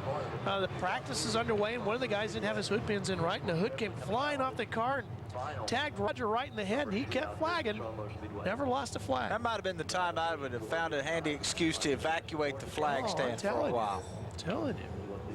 Got the Craig machine out front. Wayne Sharp, Steve Mendenhall, John Crow, Tom Langston. Then I believe it'll be Billy Roach Jr. in 6th. Green flag coming out next time around. Well, it's Mellow Yellow 500 week here at Charlotte. We got the All-Pro Auto Parts Bumper to Bumper 300 on Saturday, right? We got qualifying tomorrow night, and of course, the Mellow Yellow 500 on Sunday. What are you going to do Sunday? What small foreign country are you guys invading this time in the pre-race show? I believe we are doing a humongous stunt show Sunday, and that's going to involve the finale of a season-long stunt show that's been going on here at Charlotte Motor Speedway, so that'll wrap that up. You want to pick a winner yet? The race? Yeah. I like the young man we had on the show tonight, Jeff Gordon. I think it's about time for him to win, although Rusty Wallace got to let everything hang out, but this has not been a Rusty Wallace track as of late. He has won here. Could be a Jeff Van Eyck track. I know Alan made one here all the time. Green flag is out. We're racing once again. To finish up on that, I just don't want Jeff to stink up the show like he did at North Wilkesboro. Your promoter has coming in once again. Here comes Mendenhall diving to the inside. Crow has got to get up front and get away from Graffar, because here he comes. You saw the yellow car at the top of your screen. Working his way through the field is Chuck Graffar. Chuck's got Armando Fitz behind him. He makes another pass, though, and that's one more position that he picks up. This has got a little bit of a drama to it Yes, here. sir. Richard Mitchell, the next victim, as Graffar is now slotted into 8th position, and John Crow rides in 4th. If he gets around this car here, he's got clear sailing to the back half of the pack that Crow is running in now. Well, Chuck can probably see where John Crow is on the racetrack, but he looks like he might be hung up at this point. He's just shy of sniffing distance at this point. If he gets around this guy and closes in that pack, he'll have the scent. There's the move. He's got it. Okay, now, how long will it take Graffar to reel these guys in? Boy, would he love a yellow right about now. And, of course, we told you Chuck Graffar trails John Crow by a single point in the Pro Points race tonight. So this is for everything that there is in Legends car racing, the top division for the championship. Mendenhall beating on the backside of John Craig. And all that's going to do is slow up the lead pack. And, you know, John, he's probably not thinking about moving to the front trying to win the race right now, because he doesn't want to get up there and spin out and just hand the thing to Chuck Graffar. Well, Graffar is leaving as Mendenhall makes the move to the inside to take over the lead. Maybe. Got it. Graffar is pulling away from the pack that he was running with and is closing in on what looks like hard to tell the number from here. We're so far away. Maybe it's the Gomez machine. Is that the next pack? Could be. He's got 3 cars between himself, and we've got almost a spin as Craig gets into the rear end of Mendenhall, knocks off the rear left fender, and almost took out John Crow and made Chuck Graffar's work real easy for him. Boy, that slows up that lead pack even more. Here's another look at it. Enough for the distance there. Craig, you see the piece coming off of Mendenhall. Here's the second look as they come sliding into your living room. Mendenhall does a great job here holding this car in line. For all intents and purposes, he's wrecked right there. Yeah, you're right. Wayne Sharp did a good job of not getting collected in that as well.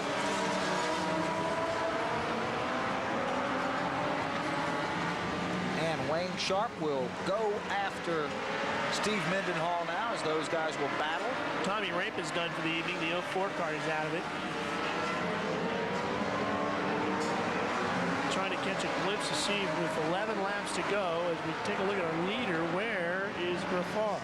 Graffar is coming up on Tom Langston. He is still separated from John Crow by, I think, 2 lap cars and a couple of cars that are on the same lap. So he's got a lot of lap traffic to work through. He's got a lot of laps left, though. 11's a fair amount of laps to run here at this quarter-mile track. Chuck Graffar needs a caution. Oh, boy. He needs an opportunity to accordion up to the leader and at least have a realistic shot to catch him. Accordion on up. You know, the most hated instrument in the world. The accordion union will be getting a letter off. I'm sure right now some accordion players sitting there. Hated instrument. Tom Langston. Boy, I don't want to be you right now because Grafar is all over your backside, Tom. Don't look in the rearview mirror. Concentrate on what's in front of you. The Chuck's running out of laps here to try to track down John Crow. There's Mendenhall.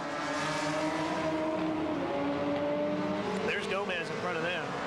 Man, our buddy Pat Patterson having a pretty good run with Billy Gomez. And Pat's about to be lap traffic, isn't he? Yeah. As they accordion their way on up through the They didn't accordion up. They just made the pass. Okay. I'll bring you up today on this debrief.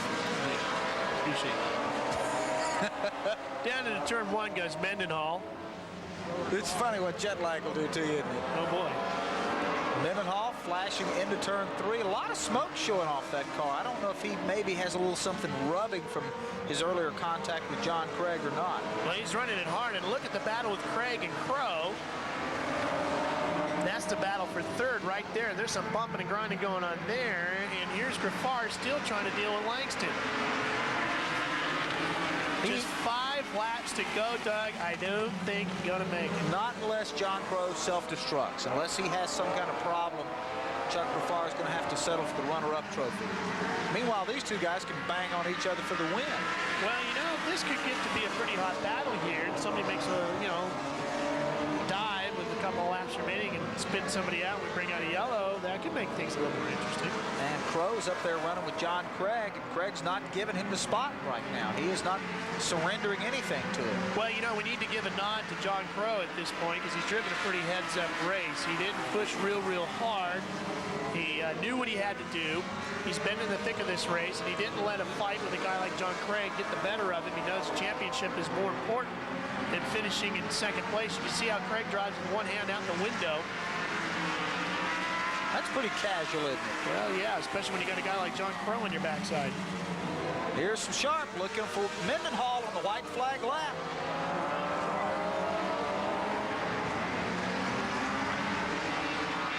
Sharp almost sideways out of turn number 2, trying to track down Steve Mendenhall. Final corner, final race of the Summer Legends Shootout Series for the Pro Division competitors. Checkered flags wave. Steve Mendenhall claims the win. Your champion for the division will be John Crow. Chuck Grafar comes up shy. We'll be back with more from the Charlotte Motor Speedway. Stay with us. The Summer Legends Shootout Series got another race yet. Let's set the starting grid now for the Chargers. The last race of the Summer Legends Shootout Series is rolling around the quarter mile right now, and it's the Charger division. This is the way they're going to line up as we quickly make our way through. Hey, John Boy's out with us once again. That ought to be good for something, I guarantee you. As you look at the rest of the field, Punch Whitaker in there. Jackaroot. Good to see Jackie out here racing with us, too. This was just chock full of celebrities tonight. It is. John Boy and Jackaroot, same race. Maybe maybe next year we can talk Humpy into doing a race on TV with just the broadcasters. I think we may have to start working now if we want to get that done by next year. Chuck Cole awfully up in the Chargers division. We'll see if he can't take that 0-1 to the front tonight. Oh, a lot of bumping and banging going on in the front of this pack.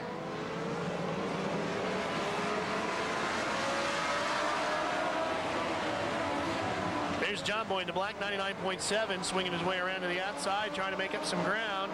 We joke a lot about John Boy, but he's actually turned out to be a pretty decent little driver in this series. Won a heat race earlier in the year.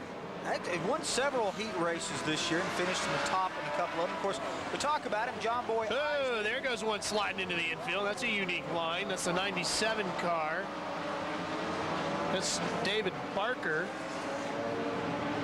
As we were saying there, we talk a lot about John Boy, but it's hard to ignore. He's the co-host of the John Boy and Billy Big Show.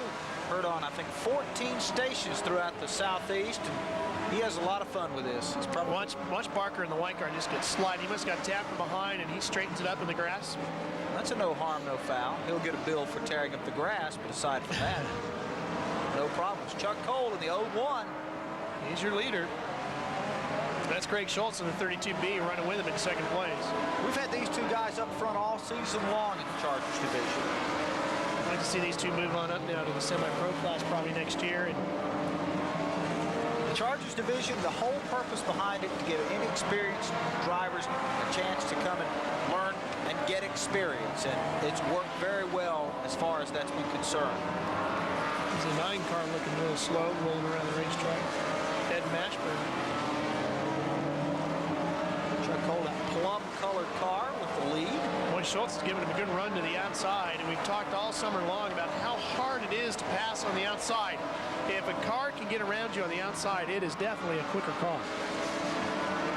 Schultz working on the outside. We get a look at the courier machine there, the 11P. And the 10 car is Mark Beaver. And Schultz, once again, they go 3 wide through the turn.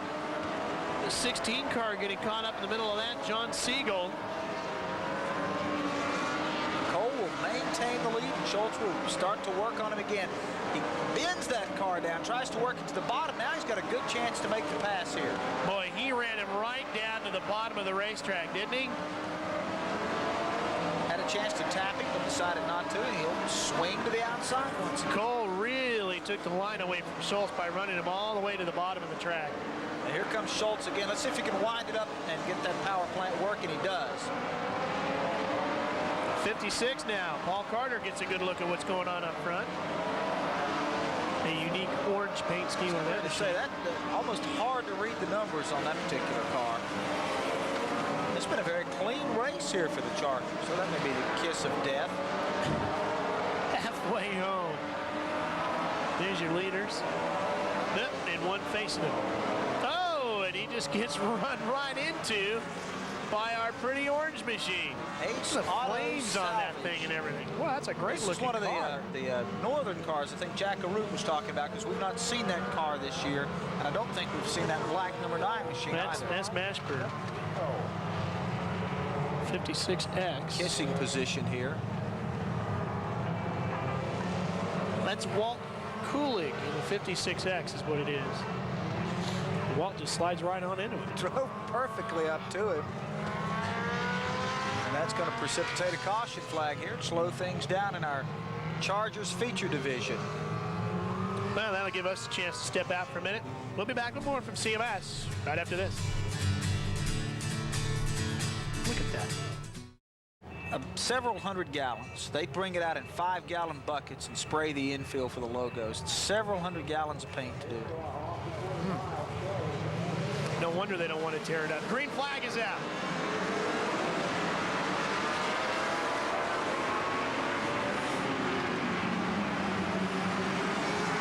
Nice clean restart. Greg Schultz gets the drop on Chuck Cole, leads him by a couple of car lengths. You know what I like about these legends is that most of the time they don't spend the time going straight. They're always sideways, sliding out of or into a corner. That gives it the racing element. Oh, yeah. I'll tell you what, folks, if you get a chance to drive one of these, if you're even thinking about doing this series, you really need to come out and try one. They do have a Legends car driving school here at Charlotte Motor Speedway, and they really, really are a lot of fun. Have you driven one? I tried one out on the dirt at Canyon Range when we did the winter series out there, and it was a day after a race, and the sprint cars have been around that thing, the Legends cars have been around that thing, and it was a dry, hard-packed, slick sucker, and it was a lot of fun. We spent a lot of time sliding it around, but it's a whole different deal doing this, and I'd like to try it on the pavement some night. We're down to the last couple of laps here for the Chargers tonight. They should be getting the white flag for Greg Schultz probably the next time by. Jack Arute in the 14 working his way around the 64 car, trying to pick up a space or two as we wind this one down. The white flag out for Greg Schultz. Schultz is going to win this thing, and Chuck Cole to get second. The battle's going to be back for third.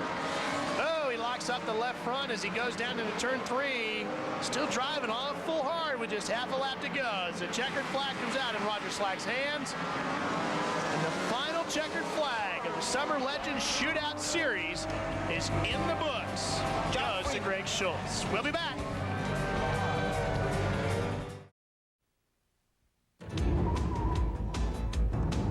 The Summer Legends Shootout Series on Sports South is sponsored by Kendall Oil, more in the protection.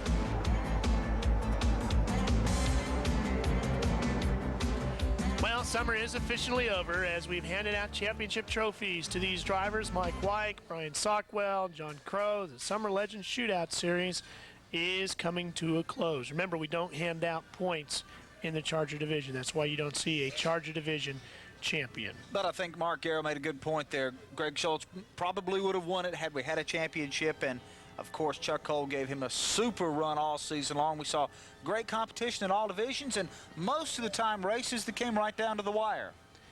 Well, you know, we got a lot of people we want to thank for putting this thing on. We want to thank the guys down in the truck, Jeff Montoni, Eric Swearingen, Mike Moore. All the guys have been doing a great job down there. The folks out on the corners shooting all the action. Don't forget, next summer we'll be back to do this all over again. We're hearing that 13 weeks possibly every Tuesday night instead of every other Tuesday night. Mark Garrow, I want to thank you. Doug Rice, been fun. Nice working with you up here. Enjoyed it a lot. Appreciate it. Folks at Race Scan Communications, have to thank them for putting our race communications together.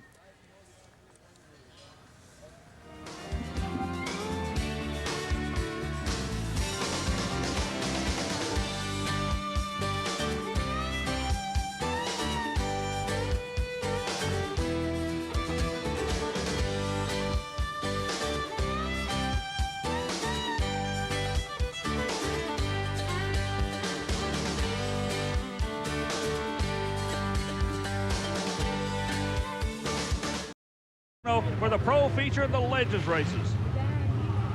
Well, the finalists have been determined for the Swamp Buggies. Now let's come to the Poconos again for the feature players in our Pocono Legends Shootout. Frank Davis, Steve Mendenhall on the front row with Ron Dunston and Wayne Locious on row number 2. Then on row number 3, it's Del George and Hank Jones. The 4th row occupied by Jim Baker and Tony Beasley. Starting on the 5th row, it's Wayne Sharp, who came back nicely in his heat race, and Don Hawk. Then Mark Schaefer and Pat Patterson on row number 6. Glenn Brewer starts shotgun on the 13-car field. The green flag is out, and we are underway for 25 laps of pro feature racing here in the Legends Shootout in the Pocono Mountains, sponsored by STP. And Frank Davis gets the early jump. But not for long. Here comes Steve Mendenhall in the Dale Jarrett Interstate Batteries look-alike. And that's not just a look-alike. That is real sponsorship from Interstate Batteries, one of the first to bring that to this new series. The two front runners are from the BFG National Tour making a visit here. 3rd and 4th place, the class car regulars here. Everybody seeing the West End Fairgrounds Raceway track for the first time tonight, and we have caution on the speedway early in the going. That's debris up there, and I believe turn number 2. Let's see if we can see what happened. That bumper belongs to Tony Beasley. Here he tries to make it 3 wide and gets pinched by Wayne Sharp and Hank Jones in a Dale Earnhardt look-alike. Now that's not the problem there. The damage has been done. The fender keeps on the car for a little while, and then all of a sudden, just sheds it up there in turn 2 like a dog would shed some hair. But that brought out the caution. They've got it clean. We're back to green flag racing. Steve Mendenhall still the race leader with Frank Davis 2nd, Ronnie Dunston 3rd, and Del George sitting back in 4th place. They get through that 1st and 2nd corner cleanly, and look at Mendenhall's lead already. He is off to the checkered flag mark. Nobody's going to catch this guy. A lot of these racers are just going to have to drive around smoothly and follow this boy. Let's not put him all the way to the checkered flag quite that quick. We saw in some of the heat races that those front runners weren't necessarily there at the end, although Mendenhall, you're right, Kevin, has been stout ever since he got here. One reason I'm saying that, I'm not just jumping on the Steve Mendenhall bandwagon here, but out of all these cars here, there's probably 8 or 9 of them that Steve Mendenhall sets up or basically builds them. Now that blue and white 02 car, that's Jim Baker, and he is storming up through the field. He's taking that high side. You wouldn't think there'd be a whole lot of traction up there, and on that lap there certainly wasn't. That's Del George and Ronnie Dunston. This is the battle for 3rd, and George gets the position. Ronnie Dunston is a former employee of the great A.J. Foyt, so he might have some secrets there that he brought along from the great one. Well, he's going to need all the secrets he can get now if he wants to move forward, because Del George is pulling away. They're putting a lap on the Don Hawk machine. Frank Davis sitting in 2nd, Del George 3rd, Ronnie Dunston 4th, and they're starting to catch lap traffic, and that will certainly decide where and if they can make their passes. And there's Jim Baker again, still upstairs, still looking for that spot.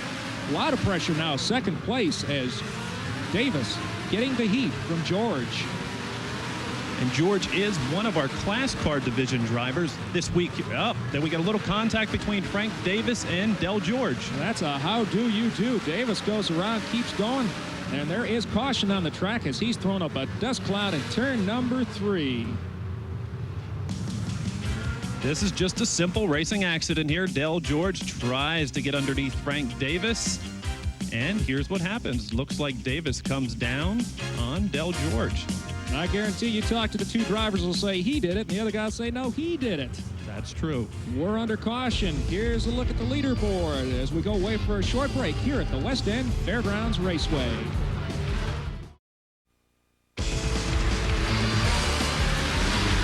Welcome back to Gilbert, Pennsylvania, where we're back racing again, and there goes Steve Mendenhall again, checking out see you later. I don't know what this guy has, Mark, but he must know the secret. I think he's been here practicing a little bit. All the drivers swear they've never seen this racetrack before. This is about as equal to playing field as they are ever going to see in this series, but Steve Mendenhall certainly showing an awful lot of ability out there. Yes, it is. This is one guy that's very serious about racing. This is fun, but it also is a career for Steve Mendenhall. Steve Mendenhall looking for bigger and better things in his racing career, hoping a national championship in this series will vault him toward a future in stock car racing. As a good battle is developing for second place here now. Doug George is in the 151, the black car. Right behind him, Ronnie Dunston, two of the class car regulars. Class car being the Keystone Legends Association of Stock Car Auto Racing. I knew I could get that out. Good job, Mark. Yes, because this series has taken the United States by storm, all portions of the United States have formed their own divisions, and class car is one of them. I believe right now they have around 20 cars that are involved in their racing up here in the northeastern part of the United States. Well, they're all getting a lesson from Steve Mendenhall, including the national touring regulars. He is just gone now. That 8 car is Don Hawk. And Del George is having a hard time getting around him, but look at that is a full straightaway lead for the Clayton, North Carolina driver. Steve Mendenhall is having a lot of fun, but he's also being careful. It's just going to take one little screw up here, and Del George will be right on his tail. And notice the top 2 cars at this point are both taking the same line around the racetrack. Downstairs, also having a clean racetrack helps them a lot, but they're not spinning the wheels much. It is so hard on this racetrack not to spin the tires. These engines have so much more power and so much more ability to spin the tires than it might look like they do, and it really takes a very delicate right foot to keep from spinning these cars out. And that's what all the drivers said. It takes finesse and not power to get around this racetrack. Now, Tony Beasley's minus that right rear fender that he lost in the early going, but he's having an excellent run. Ronnie Dunston, the class car points leader, is also having a solid top 5 performance. Now, Frank Davis in that yellow and black 1D sitting back there in 5th as caution is on the speedway. Caution once again out here. For number 2, that's Wayne Luscious on the backstretch, pulling down to the inside of the racetrack. And we have Don Hawk into the hay bales, I believe. Tough break for the business manager for Dale Earnhardt. Wayne Luscious having a good season in these class car cars. The Pennsylvanian also looks like he's come to some serious grief. Goggles go up. That's a pretty sure sign that the night is over. I'm sure still all these guys have had a ball out here. I wish I was out there. I'm going for my checkbook right now. Now, these cars are not that expensive, and that's one of the beauties of the entire Legends concept. Very few modifications permitted to them. You cannot do anything to the engines themselves. They're sealed. You can adjust suspension parts, but the car you buy is basically the car you race. They're very inexpensive to repair. We've seen a little bit of damage tonight, but nothing that's going to break the checkbook. Right now, Steve Mendenhall is trying to break the bank and doing a mighty good job of it as we're back under action, and that's as close as anybody has been to him in quite a while. Yes, it is. Del George is trying his darnest to catch up, but I don't think he has enough time left. And little by little, after just a couple of laps, and already he's opened up a 10-car length advantage over second place. No question about it, the Interstate Batteries driver has got this track figured out. That's about the highest line we've seen him take in this entire contest. Yes, it is. He's getting excited, I believe. He wants that trophy in victory lane. George solidly in second. Good battle for third developing, it looks like, between Ron Dunston and Jim Baker. But, boy, that is just, talk about a man who is hooked up. Jim Baker, he's put on a real show for us, and he's trying to do it again. He's caught up to Ronnie Dunston. He's gone high, he's gone low, he's fished-tailed. I mean, he's shown you just about every maneuver possible in these Legends cars.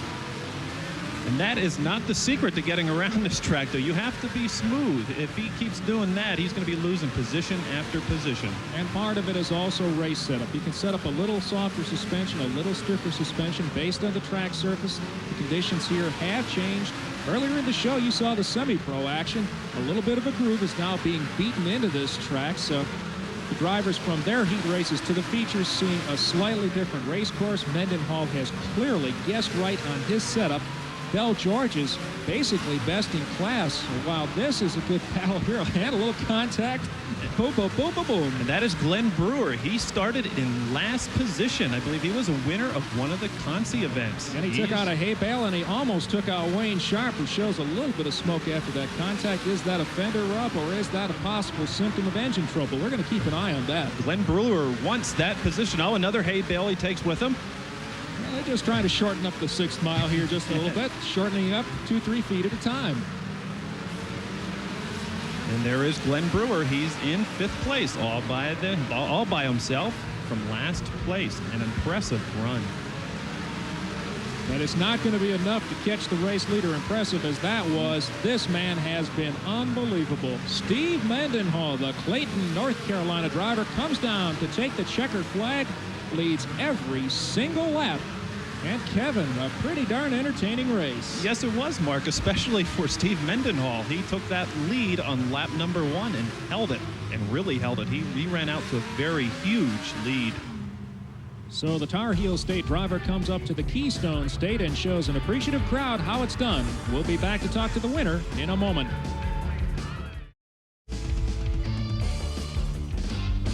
Back here in Pennsylvania, Steve Mendenhall, the winner, with George, Dunston, Beasley, and Brewer, your top 5. Then it's Sharp, Davis, Schaefer, Baker, and Jones. Kevin Mooney's caught up with the winner. Steve Mendenhall, another trophy for the mantle. Well, the first lap got kind of tough, but we made it through on that first lap, and that was the key here, because it was kind of rough, and just used a little strategy and stayed low, and we stayed in front. Okay, thanks, Kevin Mooney. This is Mark Allen, and that's the story from the Poconos.